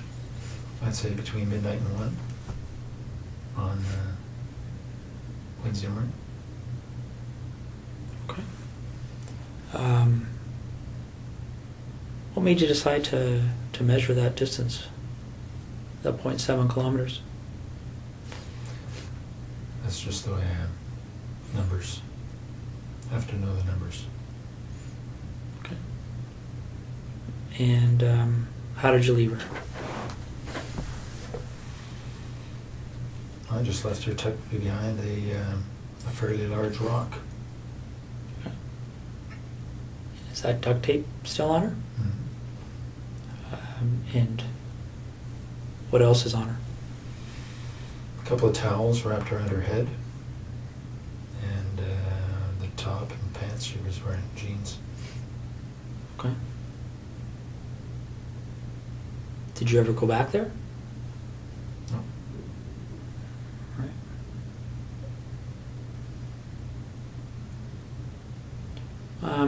What other type of cleaning and things like that did you do? Anything else to kind of cover your tracks that you can think of? I vacuumed the house and I wiped the floor, washed the floor. Okay. What about your truck? Did you do anything with that? Just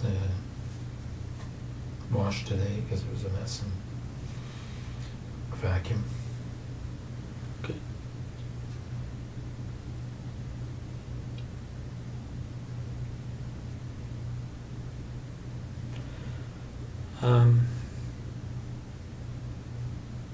So Marie Franz, when did it first occur to you to go to her house?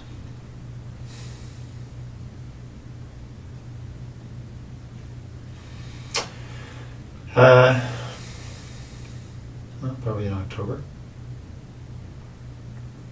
October, November, not quite sure, but somewhere in that time frame.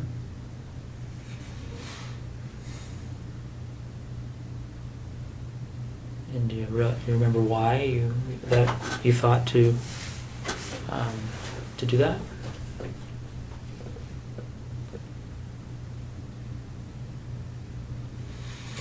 Well,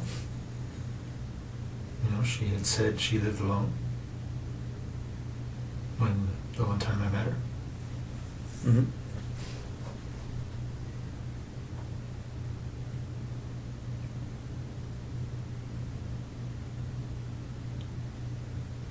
Yeah. Okay. Just trying to understand why her versus the dozens of other women you probably come across on a daily basis.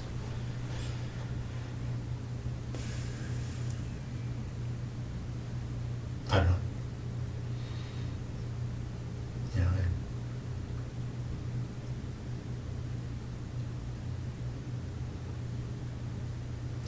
I went out there when she wasn't home just to see where she lived. And When did you do that? a couple of nights before. How did you know her address? There's a nominal roll for the basement. Okay. So when you go out there a couple of nights before, do you remember what night that was? When you were there first time? I don't, but it was within 2 or 3 nights, I think. Okay. Probably, well, no more than 4 anyway, something like that. And did you actually go into her house on that occasion, or did you? Okay. So what happened that night? How'd you get into her house? This window on the side of the basement, side window. just to backstep a bit, how did you get to her house that first night you went there? I drove. What did you drive? I think I drove my truck. Okay. Pathfinder. Do you remember where you parked it? Yeah, I parked it, a bit of a division in the residential areas there. I parked it on another side. 600-700 meters away. Okay. So not on her street, on a different street? Do you remember what street you parked on? No, but it's actually might be the same street, but there's an interruption in the street where there's a construction zone, so there's a pathway in between, so I think it's probably the same street. Okay. So you go to her house, and when you went there that night, did you know that she was away? I'm not sure if I knew entirely, but I think I thought she was away. Okay. Is that based on her schedule, or how would you know that? Well, because I fly with the squadron, I have access to the schedule, and Okay. it's a slightly different schedule she has, but that's probably how I know. You don't know for sure? I think that's probably how I know. Okay. So you go to her house, Mhm. and what do you do that night, the first night? Well, I looked around and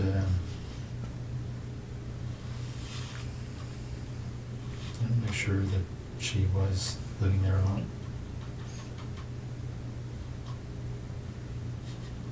And I'm sorry, did you say, I can't remember if you said, how did you get in? Same way. It's about side basement window. Side basement window? Okay. Do you remember what kind of window it is? Like what made it, Well, I just noticed it was, the flashlight, I could see that it was not locked. It had been opened slightly. So I removed the screen, slid it open, went in. okay. So you go in and you're in her house, figuring out she lives alone, and do you do anything that night? Yeah, I was playing with her underwear. What do you mean playing with her underwear?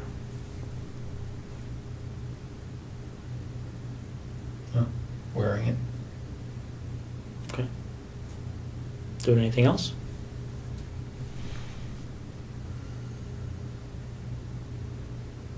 No, I didn't touch her stuff.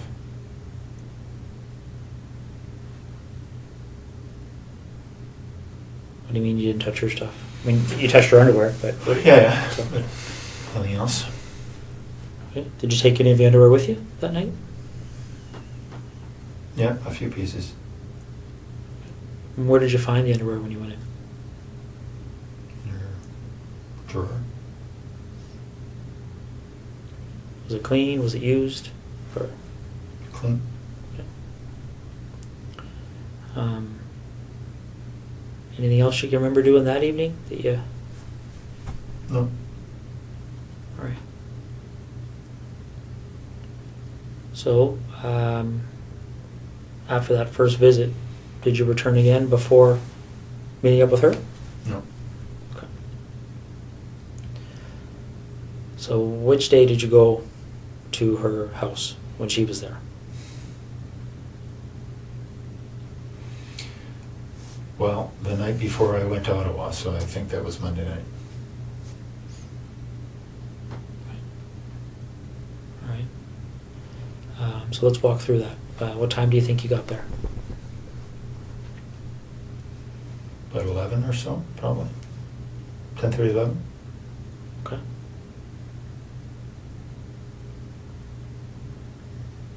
Yeah, so she was on the phone in her room. I could hear that from the backyard. I got in through the side window. The same basement window? Mm-hmm. How could you hear from the backyard? What was... Just hear her on the phone. From beside the house. Could hear through the walls that she was on the phone. Okay. Any idea who she was talking to or what she was talking about? No, couldn't hear that well. Okay. So you go in through the basement window. And what are you wearing when this is happening? A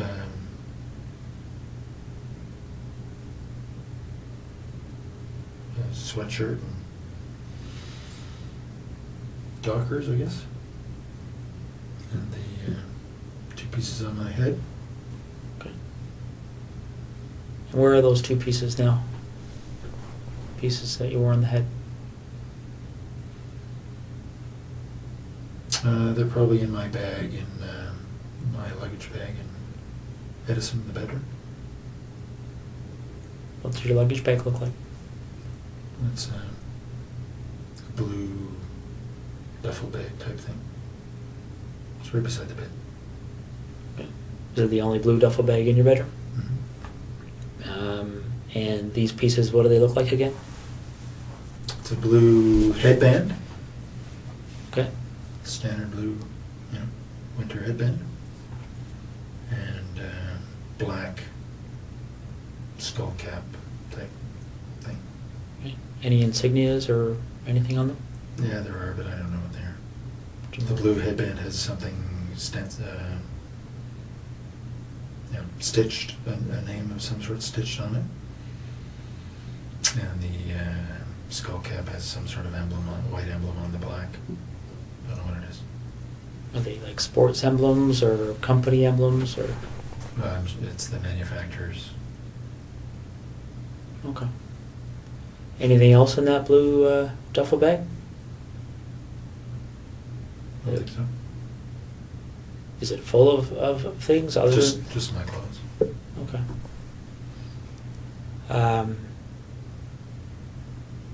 So you go in. Do you remember what you had on your feet? In the house there? When you went to Marie France's house? Probably running shoes. There wasn't snow on the ground. So you go in and you're in the basement. And whereabouts in the basement are you? By the furnace. Okay. And what are you doing? What's your sort of plan at that point? I was waiting for her to go to bed. Okay. And how long did that take? Well, she didn't. Because then she came down looking for the cat. All right. And what happens next? Well, as I described, I subdued her. Hit her with a flashlight. But essentially, wrestled her to the ground and tied her up.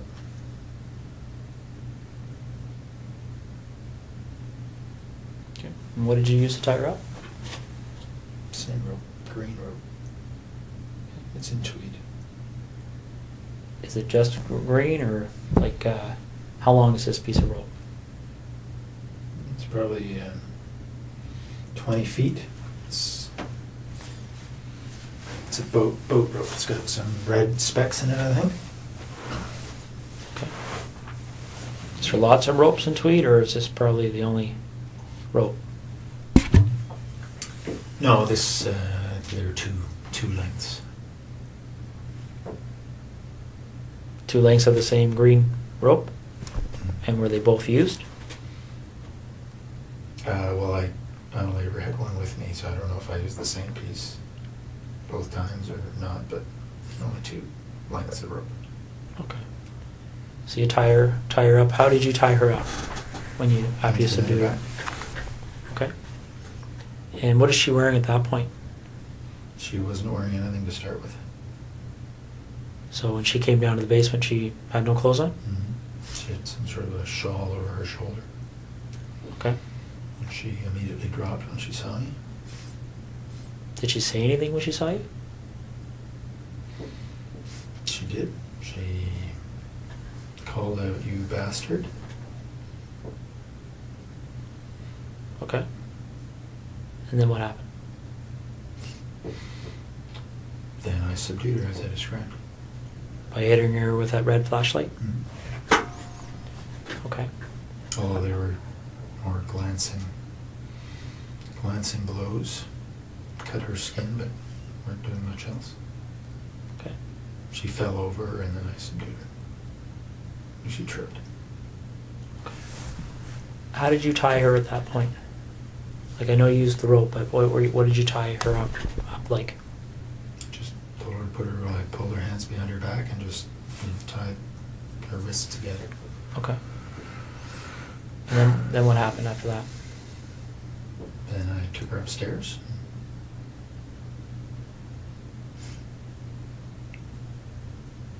Did she go upstairs under her own power, or did you carry her? No, she passed out on the stairs. And then I carried her up. Why do you think she passed out? I expect from the hits to her head. So you carried her up to where? To her bedroom, put her on the bed. Okay. And then what happened?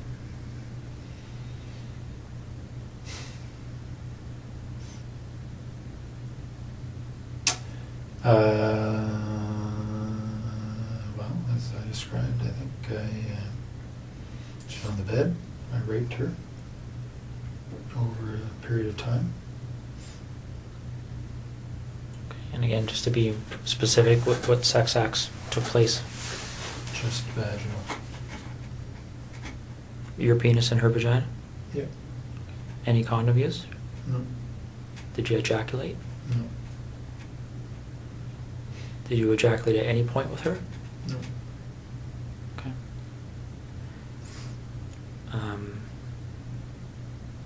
But just before I forget, I think I asked you, don't mean to bounce around on you here, Russ, but with Jessica, I asked you about ejaculation. You said you didn't at that point. When did you ejaculate with Jessica? The second time or third time that I had her perform oral sex. And was that at her residence or yours? Hers. Okay. Any other times that you ejaculated with her? No. Okay. When you ejaculated with Jessica, did you use anything to clean up, or? No. No. What happened to the ejaculate? She swallowed it. Okay. So getting back to Marie France, it's just straight vaginal sex, no condom, no ejaculation. Is that right? Yeah. Okay. How long does that go for? Like, how long were you engaged in that activity? Well, hour and a half, 2 hours, I guess. Okay. And then what happens next? Well, as I described, I suffocated her using duct tape. Okay. Why did you decide to do that?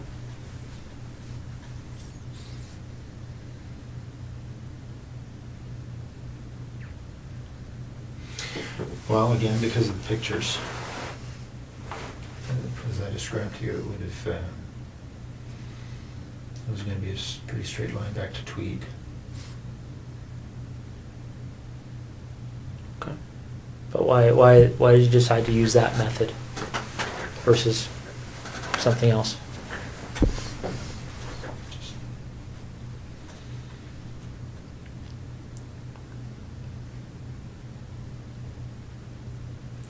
I had thought about strangling her earlier.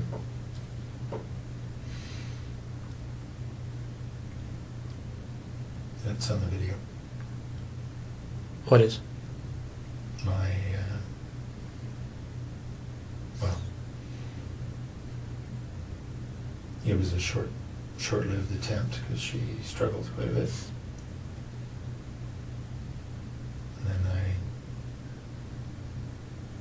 decided that I needed to suffocate her. So there was a short-lived attempt at strangling her? And what's on the video, the suffocation or the strangling? Well, just me putting my hand on her throat.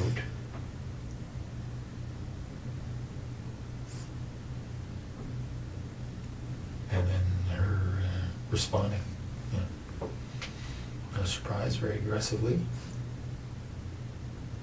Okay. Any videos of the suffocation part or pictures of that? Now, you mentioned that you brought the rope with you. Where did the duct tape come from? I brought it. Okay. And what did you do with it afterwards? I think it stayed in tweed. What color of duct tape are we talking about? I know it comes in a variety of colors, but Gray. gray.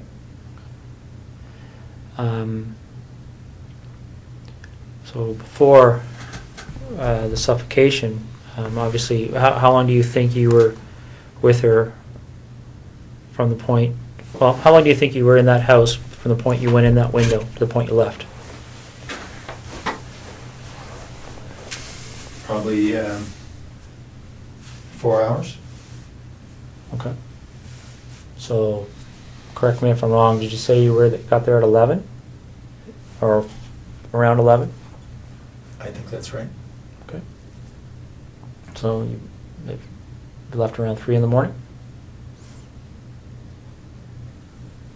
Well, I was in the basement for quite a while before she came down. Right? She wasn't going to bed. So I was probably in the basement for 30, 40 minutes. Okay.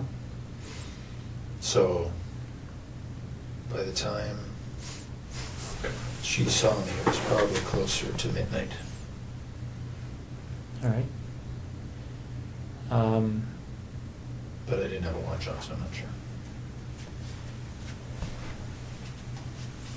Any gloves? I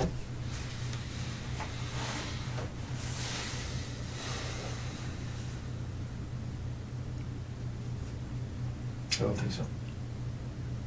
Did you wear gloves with Jessica? Only to get in the house. It was a very cold night. And what about the 2 women in tweed? No gloves. So while you're with Marie Franz, what kind of conversations are taking place? Anything she said to you stick out in your mind? No, then I taped her mouth. There's no conversation. Okay. When did you tape her mouth? As soon as I got her up to the bedroom. Why did you decide to do that? Because she was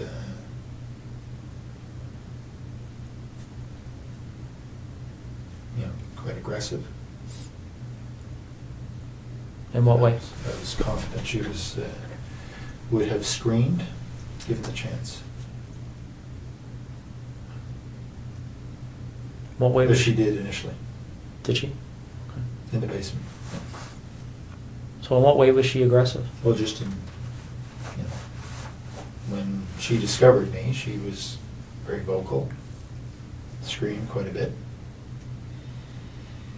until I'd subdued her, so I expected she would scream again given the chance. Okay. Do you remember how you left her residence? Back door. Patio door. Okay. Did you take anything with you that night? Some of her underwear. Anything else? No. All right. Did you do anything else to try and cover your tracks with Marie Franz?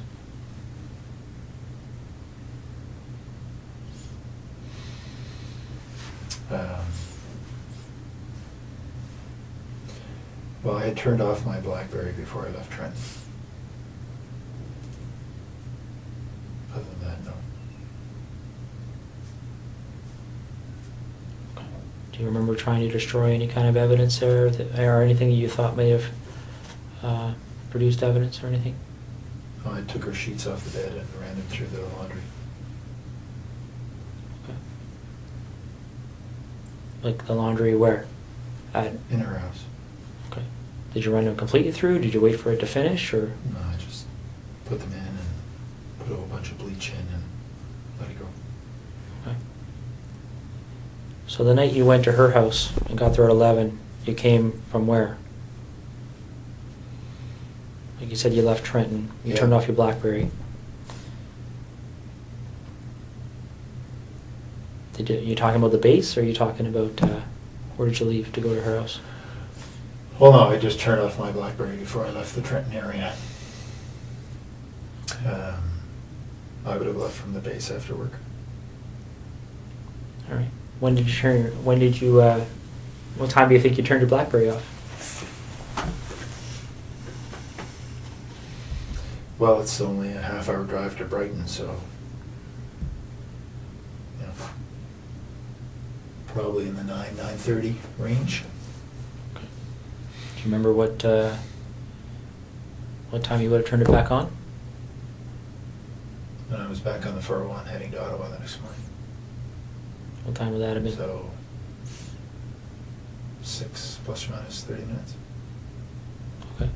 So you leave her house 3-ish. No, I think it was later than that. So the 4 hours obviously was. I think I went in about 11. Was in the basement for quite a while. Probably left her house closer to 4:30, somewhere there. Okay. And where do you go?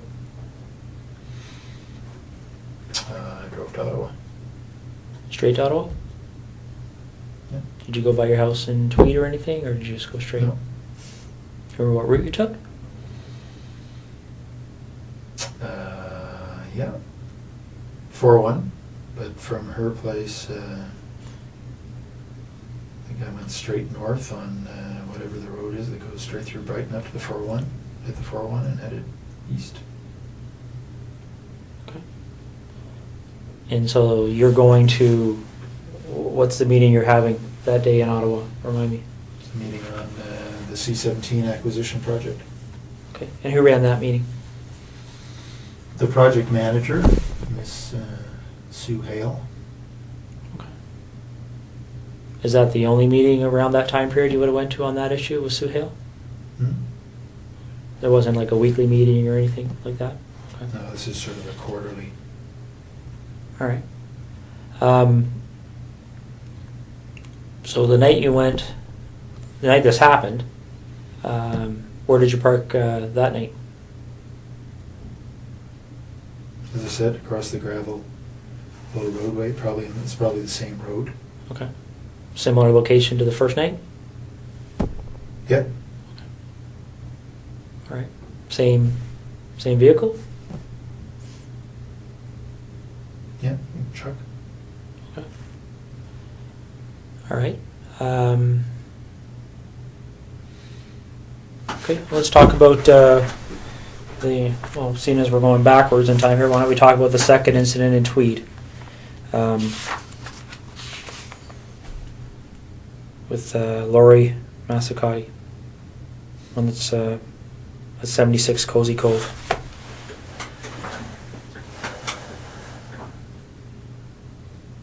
How did you decide on her? I knew she lived alone. That's it. And how did you know that? She lived 3 doors down and didn't know her, but I knew she was pretty lone. She had a boyfriend and hadn't been around.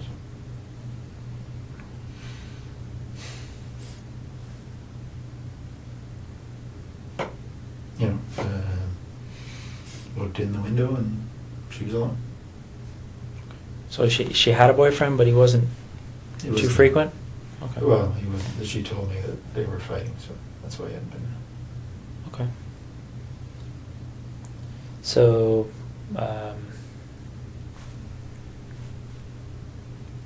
did you look in her house before the night that this this incident happened, or when did you do Yeah, that? I had been in within the week. Probably a couple of nights earlier. What did you do that night? I looked around to see if there are any permanent signs of her boyfriend, I guess. Took one or two pieces of her underwear.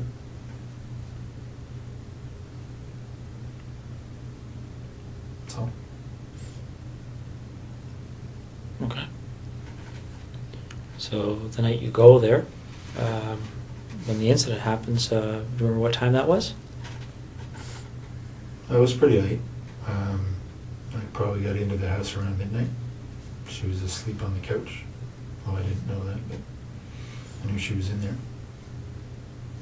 And how'd you get in, sorry? Window in the back of the house. There's a little sunroom.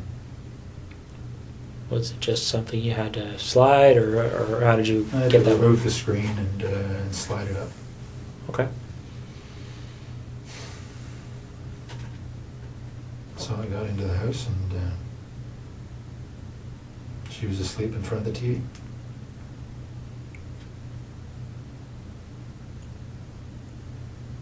Wearing anything on your face that night?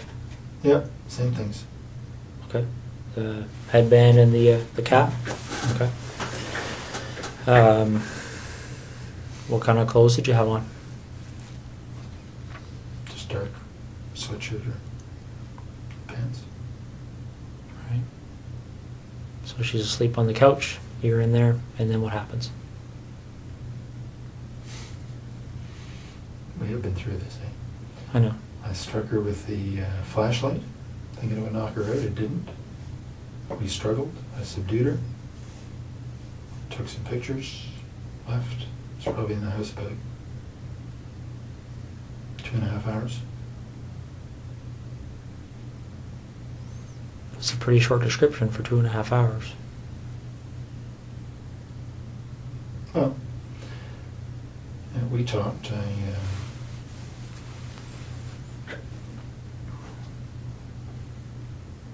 told her I wasn't going to hurt her.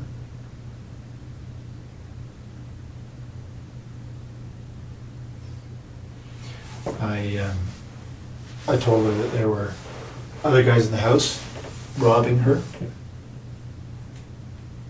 My job was just to control her.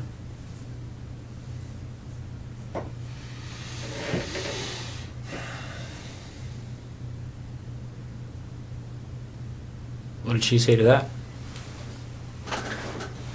She was scared. Worried she was going to be seriously hurt. Did she say that, or did you just assume that? I don't know. She said that. She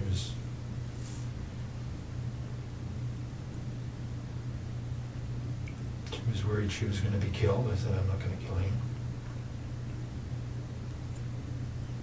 What did you do with, you said you took pictures of her, clothed, unclothed? Both. Clothed initially and then unclothed.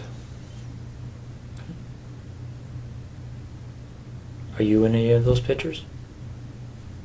I don't think so. You just took them of her? What kind of camera are you using, by the way? What, It's a digital Sony. you just have the one camera? Yeah. And the video camera. Also, they're two separate? Yeah. Some cameras take video, right? And where is the camera and the video camera? In Tweed. Is it the only camera and video camera in that house? Yep. Okay. All right. So you take pictures of her, and how do you end up leaving? Like you, I just told her to, I don't know, count or wait for a number of minutes before before she called the police. Okay. And did you leave immediately, or did you stay there for a while, Oh, no, I left. see what she was going to do, or? I left. Okay. And where do you go? Home. Straight home? Mhm. Okay. Did you wait to see if the police showed up or anything, or? No. Well, I mean, it's, So what did you do when you got a home? couple hundred feet. I went to sleep. Okay. And what did you do the next day? Went to work, normal time. Okay. A couple hours later.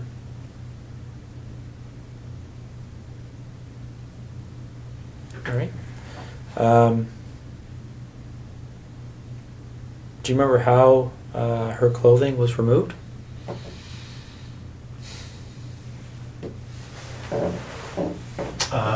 Well, because her hands were tied behind her back, I think I cut off her top and then pulled off her bottom.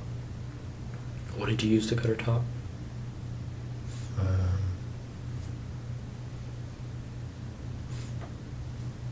I can't remember if it was a knife or like a folding X-Acto knife or Leatherman or one of the two. Are these items that are in your house in Tweed?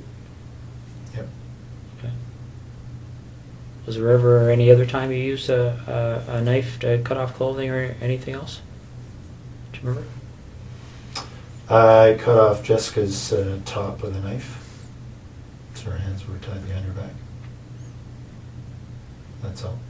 Okay. And where's that knife? Which knife did you use that time? That was the Leatherman. That was leather? Tweed.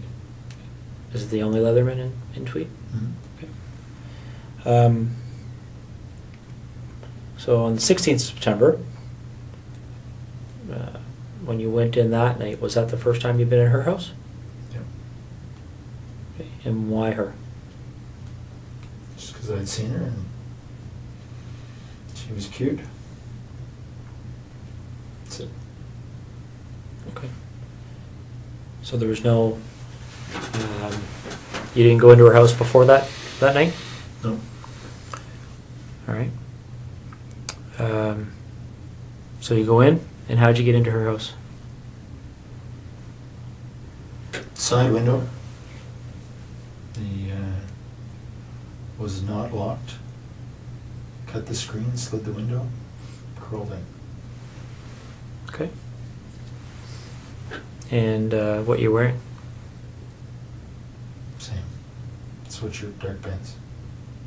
The same hat and... Mm-hmm. Okay. And where do you find... In bed, asleep. Okay. And what do you do? Stood over her for a while and I hit her on the left side of her head just with my hand. Just woke her up. We struggled.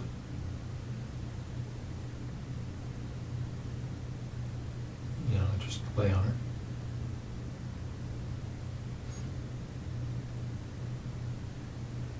And very much like I described a little bit ago, took off her, pulled her top down, and took off her pants, took some pictures, left. Do you remember her saying anything to you? Yes. What did she say to you? All kinds of things. You know, she had a young baby just next door, the other room, 8 months or so. She's obviously concerned about the baby. Concerned for herself. I assured her I was not going to hurt her. Physically, anyway.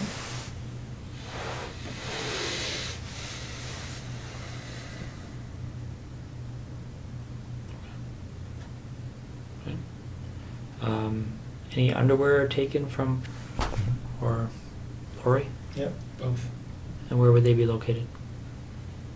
In Tweed.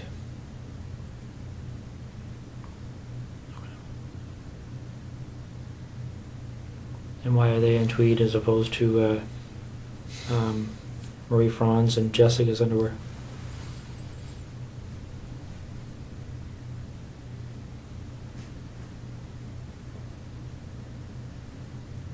I don't know. Do you remember how much of their underwear you took?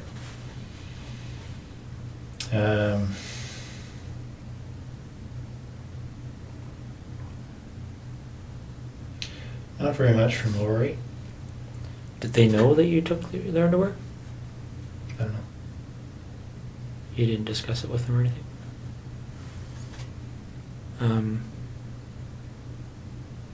So where in Tweed would their underwear be?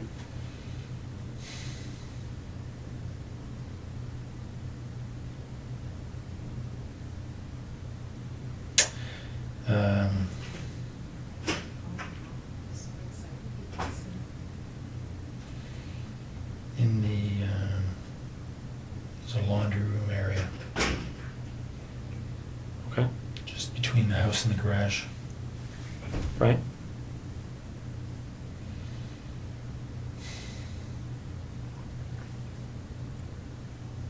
So where in that laundry room area would they be kept? There's a cupboard up top. They're in a duffel bag. What does the duffel bag look like? It's a green army duffel bag. Okay. Are they all in the same duffel bag? Is there anything else in that duffel bag? Just underwear. Okay.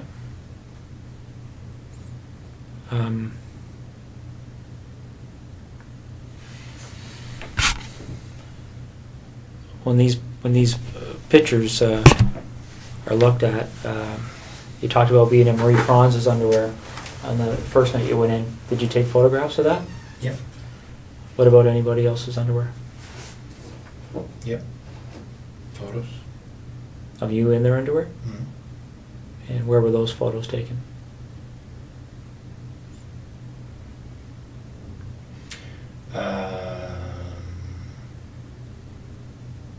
Well, sometimes in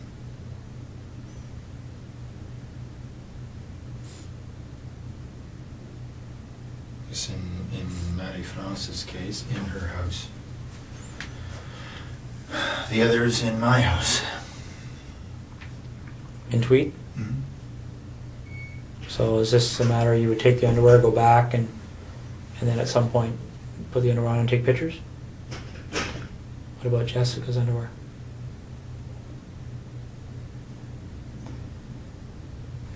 She's only her. Right? So you don't have pictures of you in her underwear? No. Okay. All right.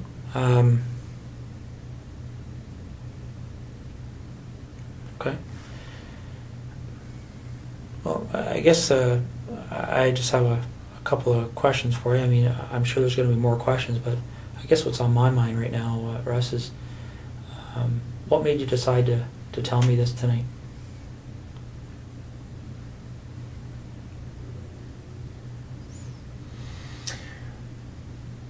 Mostly to make my wife's life easier. Is what you've told me tonight the truth? Yeah. Okay.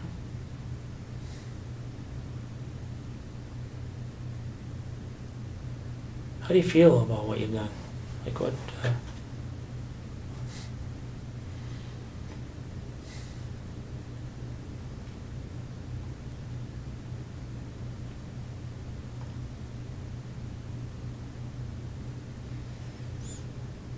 Disappointed.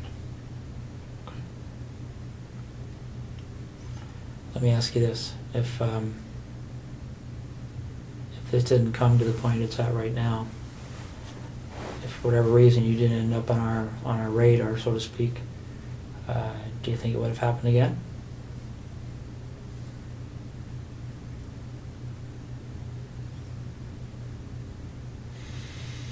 I was hoping not, but I can't answer the question. Okay. Not too much here, Russ. Just a few details that I wanted to cover off. Specifically dealing with Marie France. In the basement of her house, there's a hole in the drywall. Do you recall how that happened? Whereabouts? I don't know specifically, but it's downstairs. I don't remember that. No. Okay. Do you remember doing anything with her in the basement where you may have used some clothing or something to secure her? Yeah, I tied her up against one of the poles in the basement initially. I went outside and put the screen back on and secured the window. Okay. While she was tied to the pole? Yep. And what was your thinking behind doing that at that point? Just to cover up how I'd come in. Okay. Now, by the time she's tied to that pole, is that in the very initial few minutes kind of thing of the confrontation, or? That was shortly after I'd subdued her and tied her up, yes. Okay. Does she have the duct tape on her mouth yet?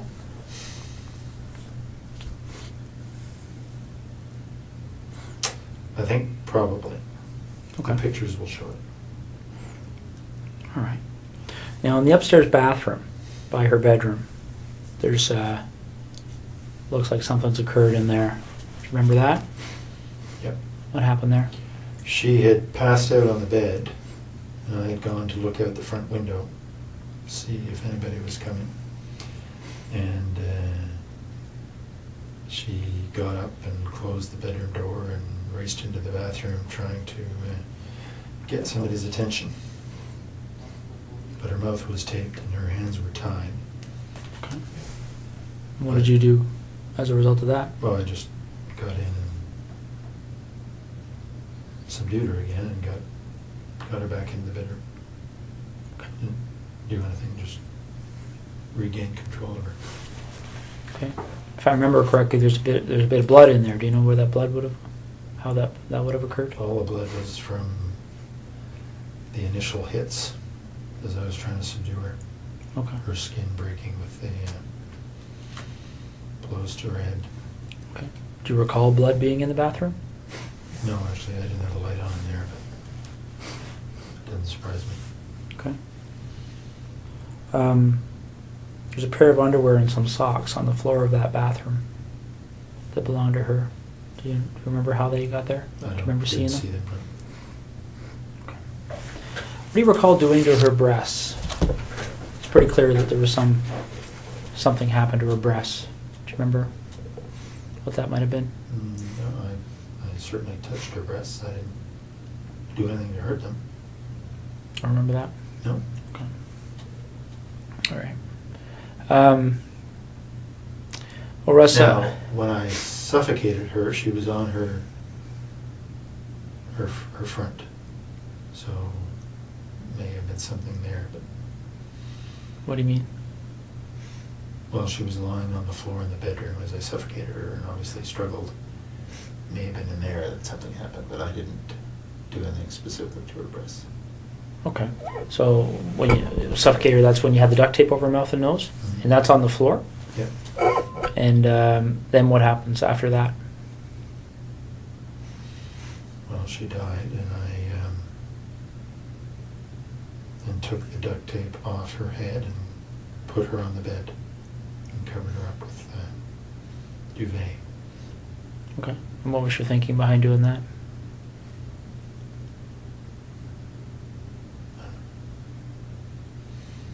Nothing really. Okay. As you might expect here, Russ, certainly even now, one of the Ottawa investigators mentioned to me that there's a number of incidents that have gone unsolved over the years. Can I was going to get into that. Can I go to the washroom quickly? Yeah, I can get somebody to take you to the washroom. Okay.